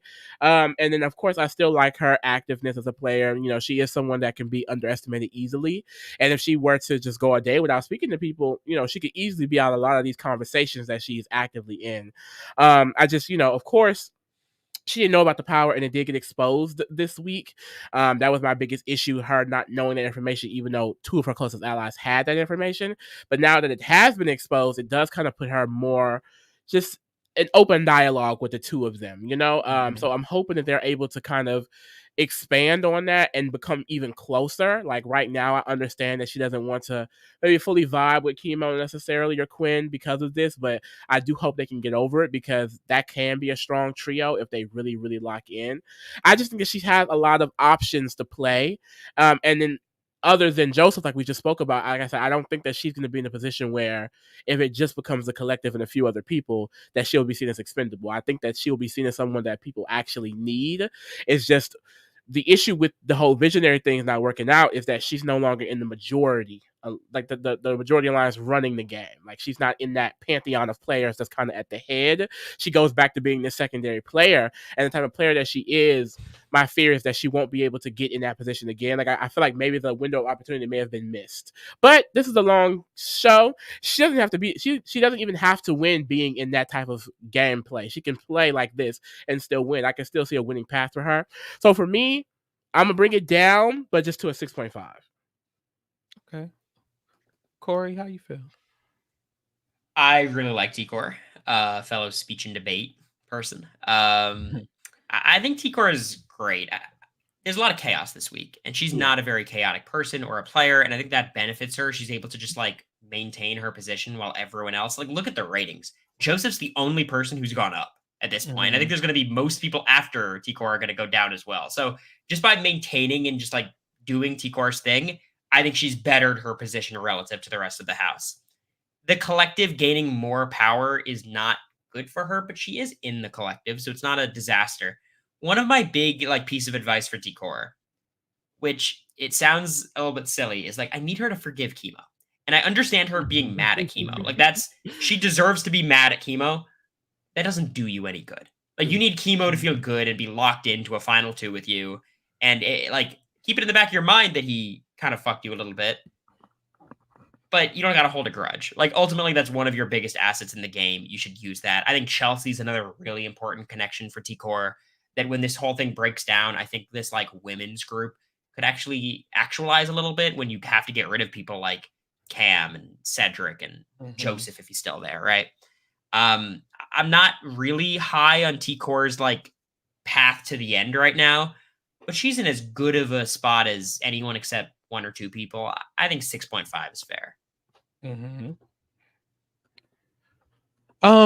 Yeah, I feel like this week obviously wasn't the best. You're not going to sit up here and give Joseph a 7.5 and play at T-Core's face. I am. Just brace yourself. But I think it makes more sense that I would do that, because if I feel so highly on Joseph, it's probably because I feel low. But anyways, same shit I was just saying. T-Core and Kimo are seen so more obviously this week as a duo, as a grouping. Even with Rubina, a lot of people are trying to tear that shit down, and I feel like it's going to be remembered later in the game that you got a whole duo right in front of our face. So yes, she's probably not the one who's going to go, but I do see the idea of we're later in the game. It's 9 people left. This is a duo. None of us are duos. It's just me. It's just Brooklyn. It's just whoever. So they're going to have to be nom together. If Kimo wins veto, it could be bad for T-Core. I know that's so specific, but I do feel like the way the season is moving, there could be, it's not looking great for T-Core. It was looking better last week, and I want her to actively decide to make sure that this situation happens. Yes, Joseph doesn't talk to her, but she needs to be talking to Joseph. I feel like even more so, she needs to make sure that, okay, I have this connection with Joseph. We have the connection with Quinn. We have the connection with Kimo. We can still keep this thing going. Let me make sure the collective isn't wanting Rubina gone anytime soon, which some of them are. She needs to be active, and I think she is active, but not always strategically. She's more active with her connections, with making sure she's good with people. But you have to also make sure your structure is good with people. And I want her to do that next week. And this week, I don't think is the best week for that to have happened. So I got my eye on her though. I'm gonna just give her the 6. So it's not you a low. hating ass crazy. bitch. You gave Joseph a 7.5, but T-Core a 6, mama. That don't even make sense. Yeah, literally this whole week they're talking about how she's with Rubina and Kimo. That's not good. And they're like, Joseph's with nobody. That he isn't, and they're right, which is good though. But that's the thing. I think it's better to not in this season. Sure. It's better to not be seen with. I just feel like that's such a huge stark difference, and I'm just. I mean, hey, I'm sorry. Yeah, I'm sorry. You are. There's some things about T-Core that are like invaluable. Like she is the rare archetype where everyone knows she's super smart, she's very well respected, and not seen as a threat. Like that. It's like really hard to do both those things. They're almost like contradictory. But for T-Core, it's not. She's smart, but not necessarily super schemy. And like this is a way I felt in the game with America. As long as T-Core survives the block against Kimo, I'm fine with them being a duo. If I can survive the block against America, I'm chilling. The second that like math flips, that's when I'm like, all right, T-Core is kind of screwed. She has to. And yeah, you're always at risk of Kimo winning the veto, but there's always risks in Big Brother when you have allies. So like I'm okay with that, especially considering Kimo's not Tucker. He's a good competitor, but he's not like going to win every competition. So I don't think that's a real risk. Yeah, I agree with you. She also just doesn't have good allies. Kimo's a terrible ally. So but I'm gonna leave it there. I'm gonna leave it alone. Yeah. Keep it cute. And I will say I gave her an 8 last week. Where were you, Mr. Head T-Core? I was being reasonable. You shouldn't have been. You should have been giving her dots because now she's not in the best position. I'll be giving her a 9 on finale night. Don't worry. 10, and that's your problem. Go all the way. I would give her a 10 if she won. Okay, but let's move to Leah. Cory, thoughts or just prayers? I'm between two numbers and they're very low. Here's the problem with Leah. She is the epitome of a self-destructive player. Every person who wants to work with her, she just shit talks to like a crazy degree. I saw her and Rubina shit talking Quinn, which if they feel uncomfortable by Quinn, by all means voice that concern. That's fine. But she's also shit talking Cam, who desperately wants to work with her. She called MJ a pick-me. I'm like, you say a lot about MJ. Like, it's like with MJ now. Like when Matt was there, MJ was a please don't pick me. You know, like this is not. I don't like. Anyways, she has all these people who are like willing to work with her, and she pushes them away in not even like in favor of other people. Like there's no other people. Like I guess for her it's like Brooklyn and Chelsie, but Chelsie hates her, and Brooklyn is working with everyone more than her. So like Leah has really nothing going for her. I think she should go all in with Cam, not showmans if she doesn't want to, obviously, but like that should be her duo because Cam will go out first. It'll be very, Jared and Blue, Cory and America. Like she'll survive that and then have a little bit more runway. But she just like has no interest in working with her allies. It's very frustrating. She's gung-ho on Tucker now, which shocking. She always just picks like the perfect wrong person to back. Right. She has some security that I don't know. Is she worse than Makensy right now? I think because of compability, I'll say no. She's a 2.5. She's not going to be evicted next week, but it's not good. Yeah. I guess is she worse than Makensy? I'd argue yes. No, I'm kidding. I want to give her the 2 because I'm disappointed. And I hate the way her game is going. I don't feel like her head's in the game. And that's what I do like about Makensy, honestly, is that Makensy, she's saying, I don't want to be a floater. I hate the position I'm in. I want to be able to do something and like, and she's actively trying. To me, at this point, Leah not even fucking trying. She's just chilling. She just minding her bitch. She's just having a good time, flirting with Cam, but talking shit about him. Like, this ain't, I don't know. I don't know what she thinks this is, but it's not what she thinks this is. It kind of feels like she only watched BB4 and she just thinks she could just shit talk people like Allison and June did all season and then flirt with the boys and win. And it's like, this isn't Big Brother 4, babes. Like, and even then you probably wouldn't, you can't Allison to Allison. So honestly, it is the 2. It is the 2. Lee. Yeah, the big issue for Leah is that she truly is not in the game anymore. I do think that she's a capable player. if she's actually playing. Because I like what I saw from her that first week a lot, as far as like social connections and things like that. But she really dropped the ball and she never picked it back up. You know, she's really, like y'all said, trashing everyone that actively wants to work with her, and she's not doing much to try and get into a better position. It seems like she doesn't even realize her position is that bad, where I think it's worst of all. So I'm gonna end on a 3 with Leah. I don't think she's an immediate target for anyone. I know she's pissing people off, but no one is saying they want to get her out necessarily like next or anything like that. I think that she's like a lock for jury, but you know, I fear there's not much from her. I'm hoping that she can have, because I do like Leah. I like Leah a lot. So I'm hoping she can have like some type of like comp run situation. You know, you always root for your faves to win a HOH here or there. But yeah, no. She's just not playing anymore. She really is not. Like I said, that whole blow up happened, and she's talking to Cam about nonsense. It's like, okay. Lee, next we have your bestie, Quinn. Yo, don't put him up. So how you feeling about Quinn? Child, Quinn. And this is why I shouldn't put him up, because he's already had a bad week. Okay? He doesn't need to have don't make it worse. He already learned his lesson. Look, that's the problem. No, he didn't. He didn't. He actually didn't. Not at all. I mean, we've been saying that he just talked too goddamn much. He really do. He always talking. Shh, you don't have to give up every piece of information to earn someone's trust. It's okay. Sometimes you just gotta ask how you doing, you know, and that's enough. I like that he's locking in with Joseph. I felt like when they were building the Visionaries, the main person they should have included was Joseph. I was confused that it wasn't him. The fact that it was Tucker kind of led to this downfall here that we're seeing, because Tucker was never loyal to that group. I don't know why he was even really an option. But the fact now that his power got exposed, it all came crashing down like we expected. I do feel like he rebounded pretty well.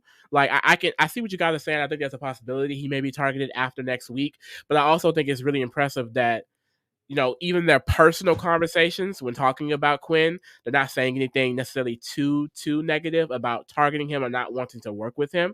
The issue is that he really did lose a lot of the outside of the collective people, to where now if they win an HOH, he will likely go up, and he could go home because of that distrust. You know, he's never going to lose this idea that he's a distrustful person in this game. I do think that will eventually come back up.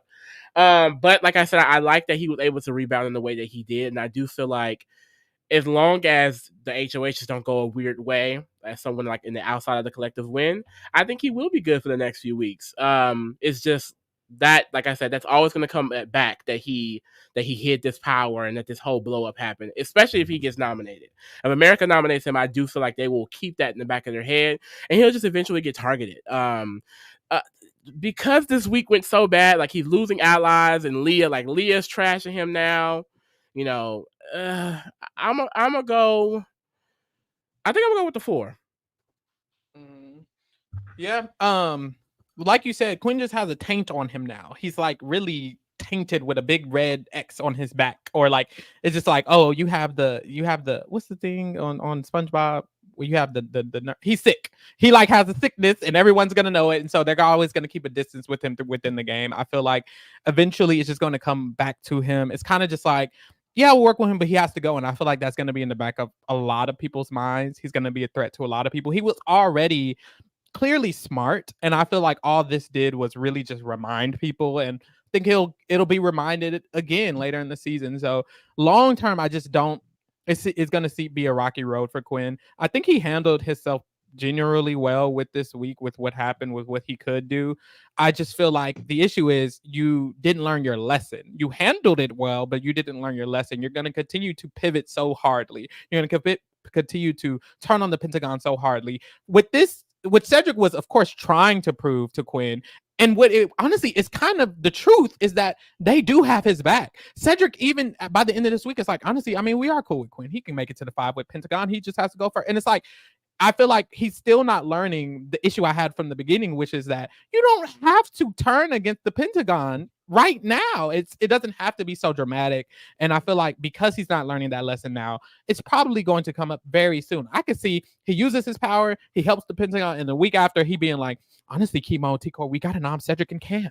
We got to nom him this week. And it's like, it could happen as soon as before jury even hits. So I think he's just going to fumble the ball that he could have. He is clearly a good, smart player, but It's not giving. I'm gonna give him the 4 as well. Good saving it, but you're in a bad position. You could be nommed. Cory. I hate Quinn. Quinn's so annoying. Quinn, like, Oh, every time he stop. mentions me on the feeds, there's like 8 new hate threads that He's pop trying to up. get both Like- of y'all dragged real bad. No, He he's does get he's setting me up, is what he's doing. He really is. It's a setup. But Quinn fucked up his position really bad. He's kind of on the like accelerated Cory track of like now he's getting called out a million times. He has way too many enemies to deal with. I got into a point in the game where I had to get rid of Matt and Jag, but you also have to get rid of Blue because she's targeting me. Felicia's also targeting me. Cam also hates me. Like Quinn can only get one person out on his HOH. Let's be optimistic. Say he gets out Tucker. There's still MJ. There's still Leah. There's still Angela. Like he has too many enemies. He needs a good run of HOHs, basically, I think is what bails Quinn out. And even then, no one's letting Quinn get to the end. I really don't like the way his week is shaken out. The only way you can give Quinn a respectable rating is if you have faith in his ability. Because he's going to have an HOH. And that's huge. And that, like, he has the opportunity to fix it. I haven't seen enough to think he's capable of fixing it. I sure hope he stays because I think he is like a chaos agent in this house. He's kind of like the opposite of Cedric. Like I think if Tucker approached Quinn with this kind of plan, Quinn might be crazy enough to do it. Probably not, but maybe. I guess the plan would be to backdoor himself, but you know. I think Quinn is in a bad spot, but he has an HOH. His win equity's bad. I have faith in him. It's a 4. Yeah. I just feel like a lot of people wouldn't have been able to bounce back in this position. Like the way that he's kind of still able to have any type of loyalty within the collective / Pentagon is so shocking to me. I thought they'd be done with him. Just a little bit more. Like I realized that they would still probably want to use him, but I would think that they would be a little bit on the side of he has to go first in Jerry, but they're not even saying that. So I do think that gives him a lot more wiggle room than I expected. Yeah, in my live feed recap I did of the situation, I mentioned this is why it's so good to be an active player and create alliances and get in a good position. But because it's basically because they had no choice. Cedric and Cam, like I said in that video, Cedric and Cam wanted to do the plan. They did want Quinn out. They are mad at him. They just couldn't because of the structure of the house, because Quinn made sure he was in the majority alliance and then in the sub alliance. And then it made it irrational for people to even target him, which is crazy because he did all this dirt on them and they kind of know it and they're still like, well shit, we kind of can't target him. It really, making an alliance really puts people in a sticky position because they feel like they can't turn on you unless you're in an alliance with Sari. Don't get in alliance with Sari. She don't give a damn. I promise. She's good. But other than that, every other situation, if you're allies with somebody, it's going to make it sticky for them to take you out. Even with Sari, because a part of her was like, I mean, well, shit, we are in this thing with Jag and them. Well, let's just let Jag stay. And it's like, wrong. You should have took him out. But still, you know, it's same like this. Like, it's probably in hindsight, I could definitely see we get 5 weeks down the line, Quinn takes out Cedric, and we're all looking back at this and they're like, well shit, he should have did the plan. And it's like, he probably shouldn't have did the plan, but it's really it easily could be the fact that they should have turned on Quinn more, because Quinn easily could be the reason Cedric or Cam go home. 100%. I could definitely see it. And it's like, well shit. But hey, we move. Next is Brooklyn. Last week I gave Brooklyn a 6, and honestly, I'm feeling like a 6.5. I only am bringing her up because I feel like the occurrences of this week is leading the house towards a way that is better for her.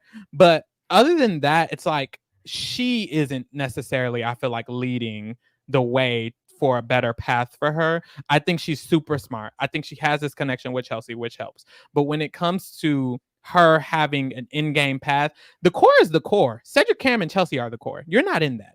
Quinn is making this whole sub thing. You're not in that. And it's becoming Brooklyn's own fault because she's not making anything for herself. You should have an in-game plan. Who is your in-game alliance? Who's your in-game 3? Who's your in-game 4? And I feel like that's going to eventually catch up to her. What's good is Kenney's the new target. Tucker's the new target. Both people who were targeting her. She has a great relationship with people like Rubina, who's still in the house, who's going to make it probably a few more weeks. I think she's good in general, but the in-game plans is where it's getting rocky because it's looking like a collective in-game. And where are you going to go? Queen. So we'll see. Maybe just Chelsie, but it's like, is that enough? And then you'll go before Chelsie, won't you? So I don't know. Lee, how you feeling?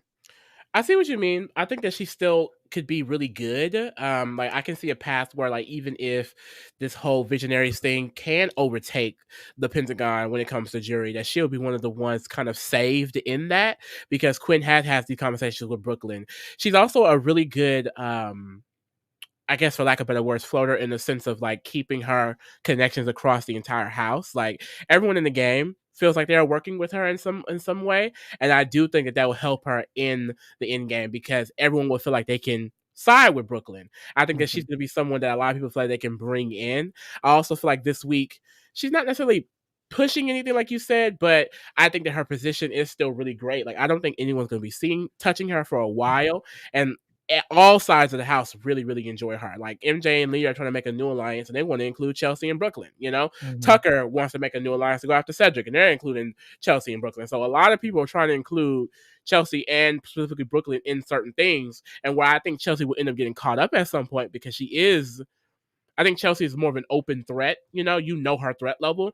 Brooklyn, you don't really see her threat level. I think you can underestimate Brooklyn, and that's where people are going to get lost, because I don't think she should be underestimated at all. Like she's definitely. I don't think they will underestimate her. I think they overestimate her sometimes. I think they will, which is why she's not included in necessarily so many things. I think it's because they don't see her as the player that she truly is. Like she is actively in the alliance that's running the game, and I don't think people even know that or think that.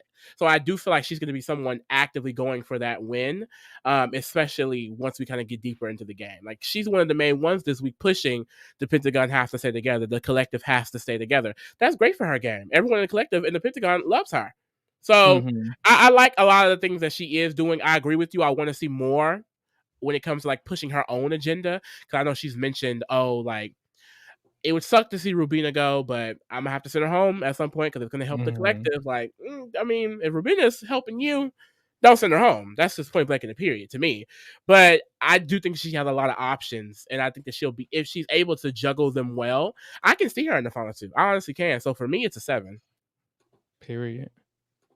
I'm high on Brooklyn. I think Brooklyn's done a great job. I just generally love the way she has her conversations. She's kind of like a yes woman. Like she agrees with everything that you say, but not in like an annoying way. Like it feels like she's actually on board. I actually kind of liked her snapping at Kenney, because first of all, if you're going to snap at anyone, Kenny's the right person at this point.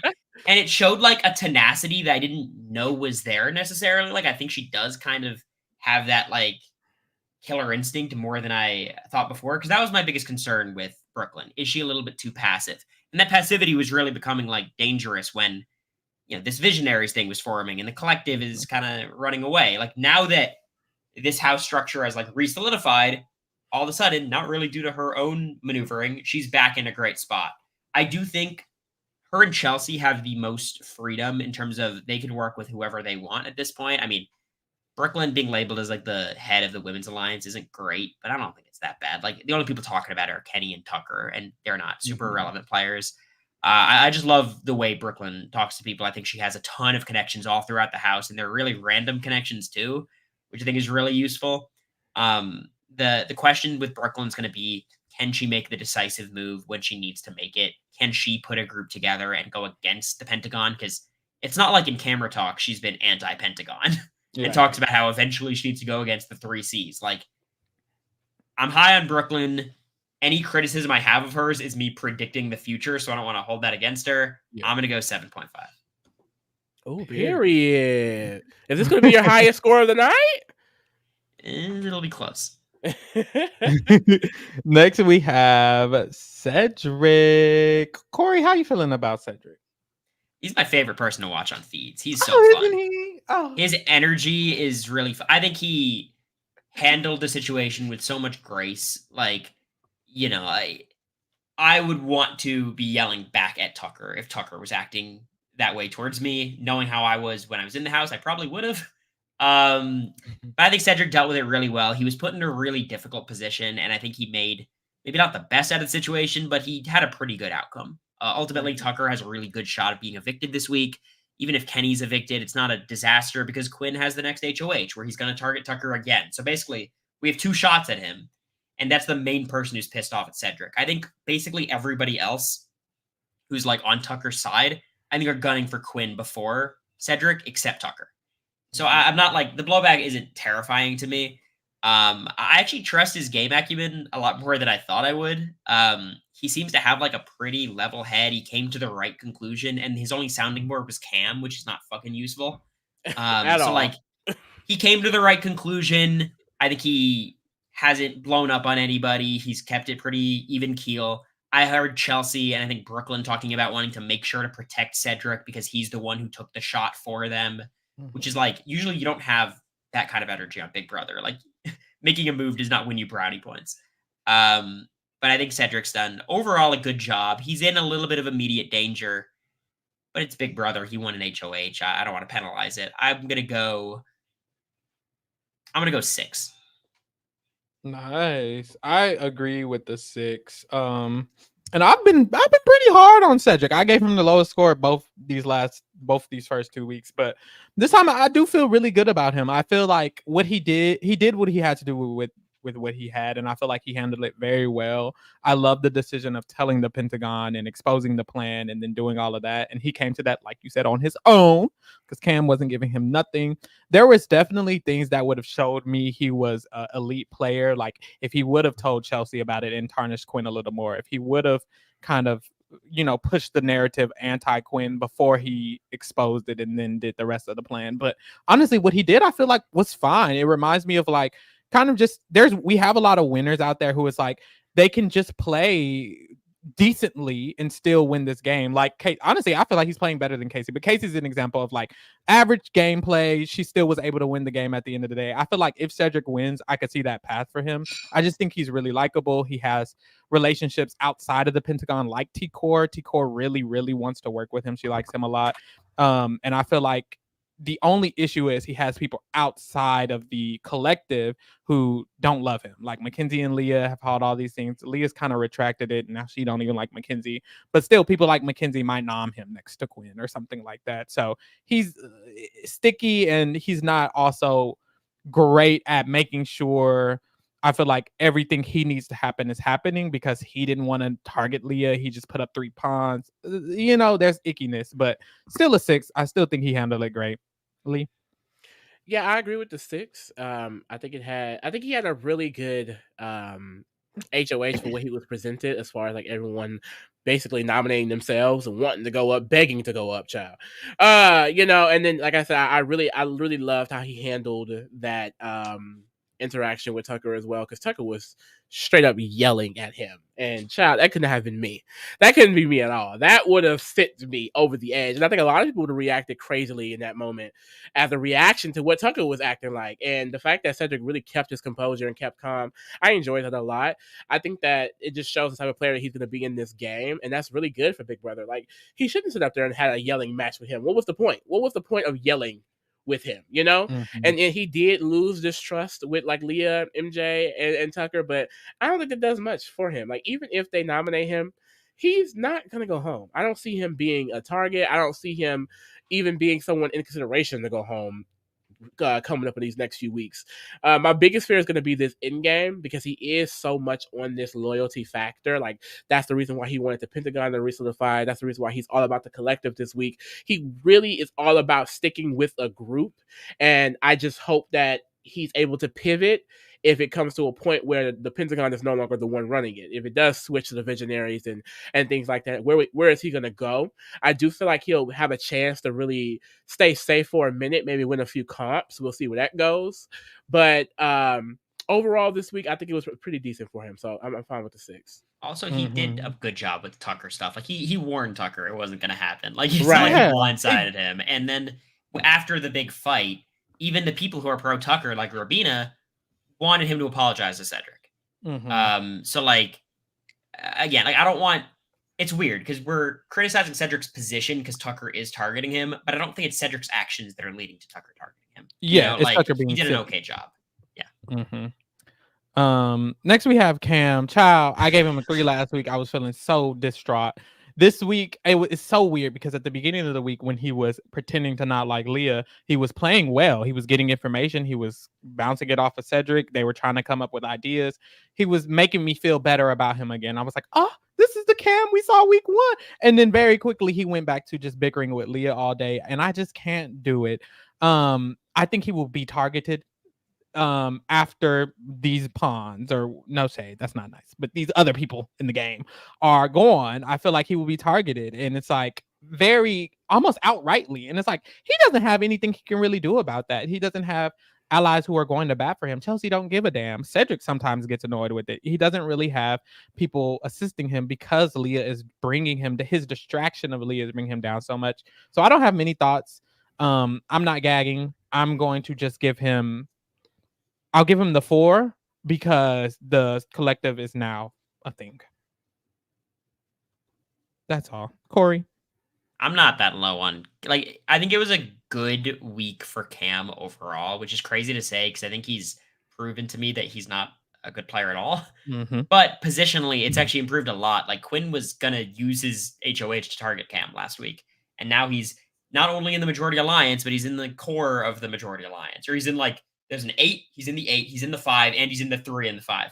And they don't trust him very much, but they're not going to target him. And, like, something I've learned about showmance is Leah is an asset to Cam. And they're not a showmance. Yeah, I understand that. Leah can talk as much shit as she wants. Cam can talk shit about Leah. They're not going to target each other.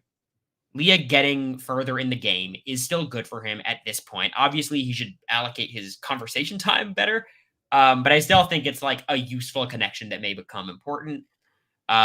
He's not really in immediate danger now because you're going to have everyone in the collective targeting MJ and maybe Leah and, like all these people over here. And the people who are targeting his side, Cedric or Quinn, seem to be the most obvious targets. So, like, all of a sudden he has some, like, security in the game. I don't have any faith that he's going to be able to, like, use that to better his position. But he's also not super active, so I don't think he's going to blow it up himself. So I think he's doing fine. I'm just looking at my rating of Quinn. Do I think he's better than Quinn? I have no faith. I'm going to give him a 4, too. Damn. I thought you was finna help this man. No, I can't. Come on. Lee, how you feeling? I mean, I think the issue with Cam is just he's really just not knowledgeable about this game. Like, he has a lot of good qualities that are going to help him make it far. I mean, that will probably help him make it far in any season, but he doesn't know the game, and he's not really actively playing it anymore. He's more worried about Leah and everything like that. I do like that he's able to get pulled into things like this week with the Shakers and the ball players, and even though that's some crazy shit that Tucker is doing, it still shows that he's someone that people want to try and work with. And I don't think that the Pentagon will actively target him. It's just, if the Pentagon is no longer running the game and it switched to the Visionaries at some point, Cam is likely the first target for them. Like, he's a huge target for them. I could easily see him going. I can see people seeing him as a threat, and I don't think he has the knowledge or know-how to really be able to mitigate that. As far as socially, he's not actively talking to as many people as he once was in these earlier weeks. He's kind of talking to like the same amount of people, or just not talking at all, just really removing himself from the game. And I can see that being some in-game strategy, that if he's in the final 2, that's his winning speech.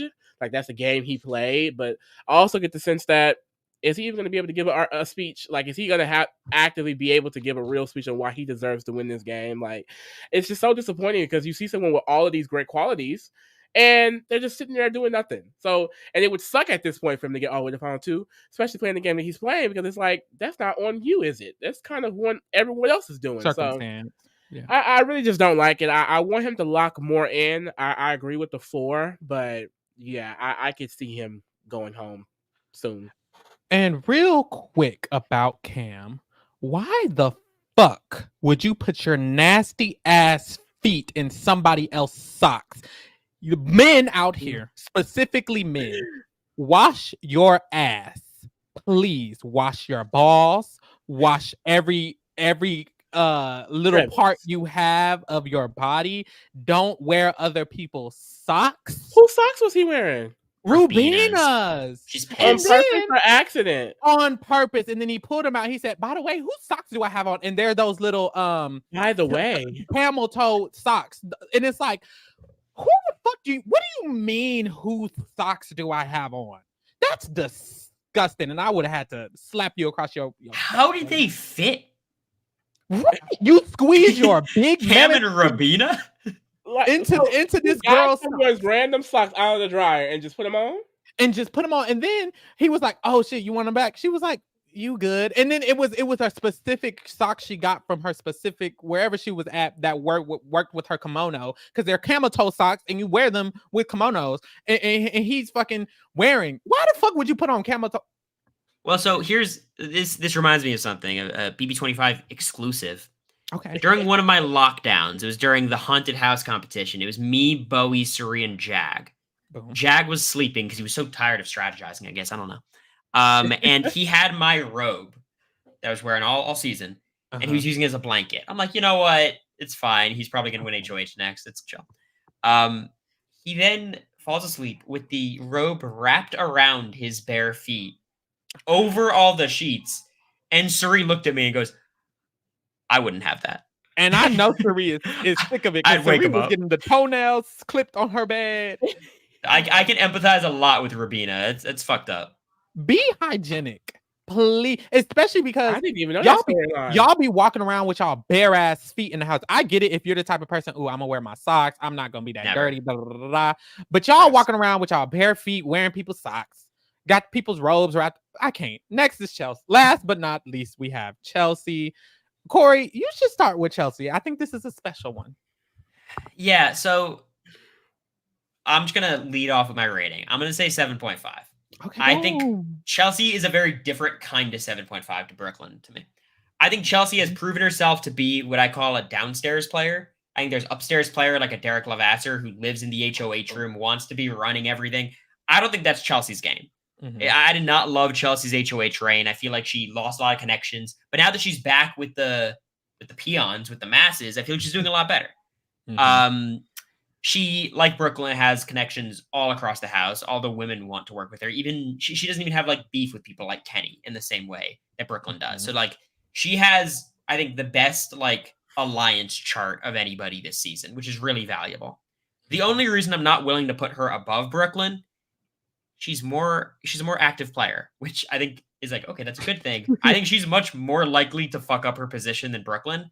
So like, I think Chelsie has higher highs and lower lows than Brooklyn. Brooklyn, I feel more confident next week will be somewhere between a 6 and a 7.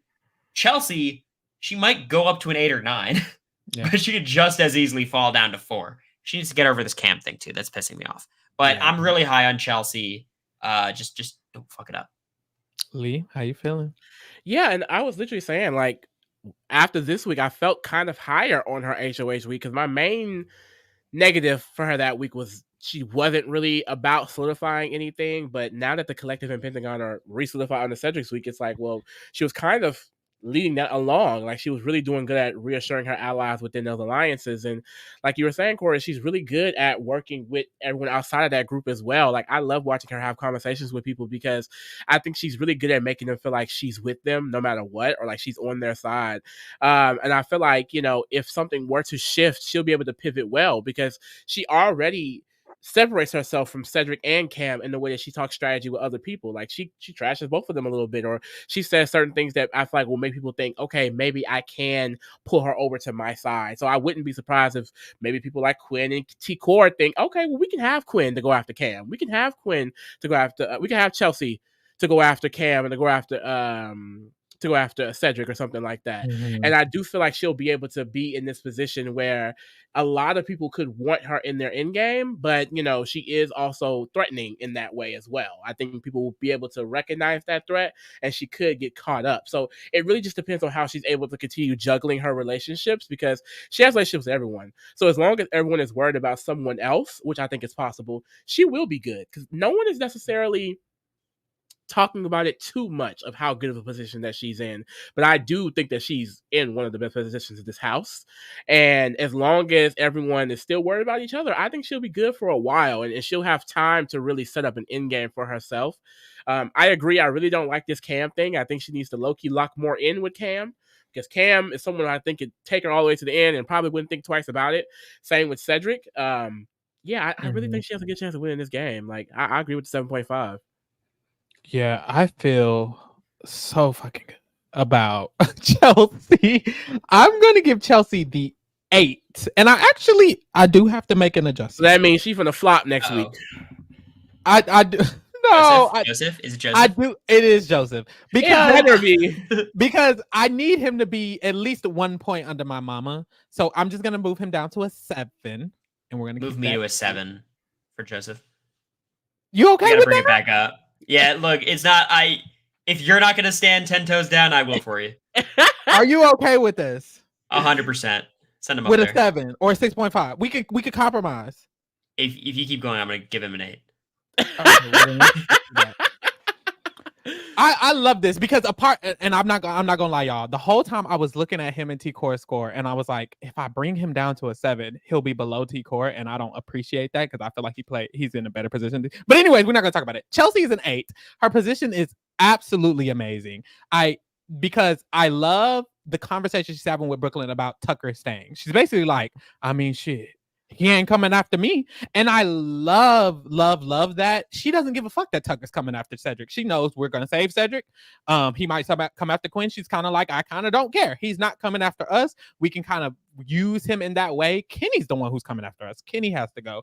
And I really love her way of thinking. She's super smart. When she gets information, it's like, when the Quinn thing got exposed, I was like, damn, Chelsie really don't care. And then when I saw her have that conversation with T Core or whoever it was, I forgot.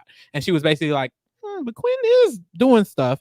It reminded me, I was like, okay, she knows what she's going to do. She knows what she's doing in this game. I really love the way she's thinking. I think she's one of the smartest players here.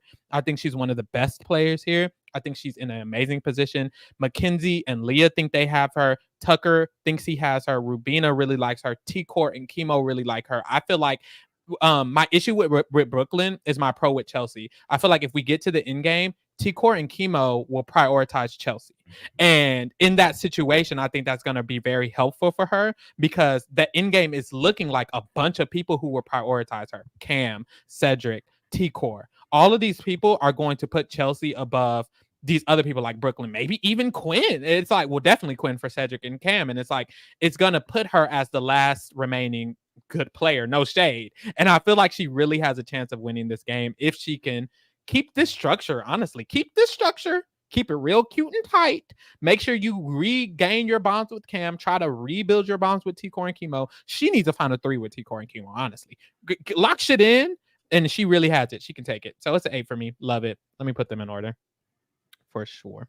I just feel like I'm sorry, you've got to fix the Joseph thing. I can't do it. He's a 6. You can't do it. I can't. I'm just looking at it. It's ridiculous. Like he's so 7 is crazy. Yeah, because look, y'all trying to have him 3 out of see. He is above T-Core. He is above T-Core this week, but it's okay. We're gonna adjust it. We're gonna adjust it. Oh, it didn't put them. They're tied. Okay, I like. Oh, okay, alphabetically, it's fucked up. Oh, well, I'll give him a 5 then, since everybody is saying. I won't allow it. I've already brought him down. Except what I did. Except what I did. Okay, so boom, we have them in order. Of course, the flops are at the bottom. No shade. I'm just gonna run through them. Kenney, Angela, Tucker, Leah, Makensy. They've been at the bottom all season. They're still at the bottom. Then we have Rubina. She's not doing good. Rubina, Quinn, and Cam's average are tied. Very interesting. So probably makes players. sense. Yeah, probably makes sense though. Then we have Kimo. For different reasons. This makes sense. This top 6 makes a lot of sense. We have Kimo 6th. We have Cedric top 5. We have T-Core top 4. And then the top 3 players we have right now are Joseph, Brooklyn. Don't say the top 3 players. They it's are. The top 4. They're tied. I'm not. T-Core is the 4th on the list. Trying to play in her face, Cory. You see how he's trying to play in her face? Okay. T-Core and Joseph are tied for 3rd. And then y'all have Matt as like the 7th best player right now. So like this whole thing's a shit show. Child. So that's what we're looking at this week. I think it makes sense, at least with the people we have still in the game, of course. We'll see what happens next week. I feel like it's gonna be another shift because it's been shifting all the time, honestly. But great week. I hope it continues this way. I feel like we've gotten a lot of great weeks this season. It's been a good season so far. I'm excited. We'll be back Thursday to talk the live eviction, and then of course every Tuesday, every Thursday we recap Big Brother, and we have occasional recaps on other days in between. Cory, where can people find you, bud? I'm Cory Wurtenberger everywhere. Honestly, forget about me on Twitter. Let me disappear into the void for a second. But I stream on Twitch, twitch.tv/Cory Wurtenberger. I'll be live in probably 30 minutes because I'm doing live feed update tomorrow with Tara and RHAP. I do them every Wednesday. So I got to prep for that. Probably drink with America while doing that because I can't watch this house sober. And we have our Patreon, patreon.com/AmeriCory.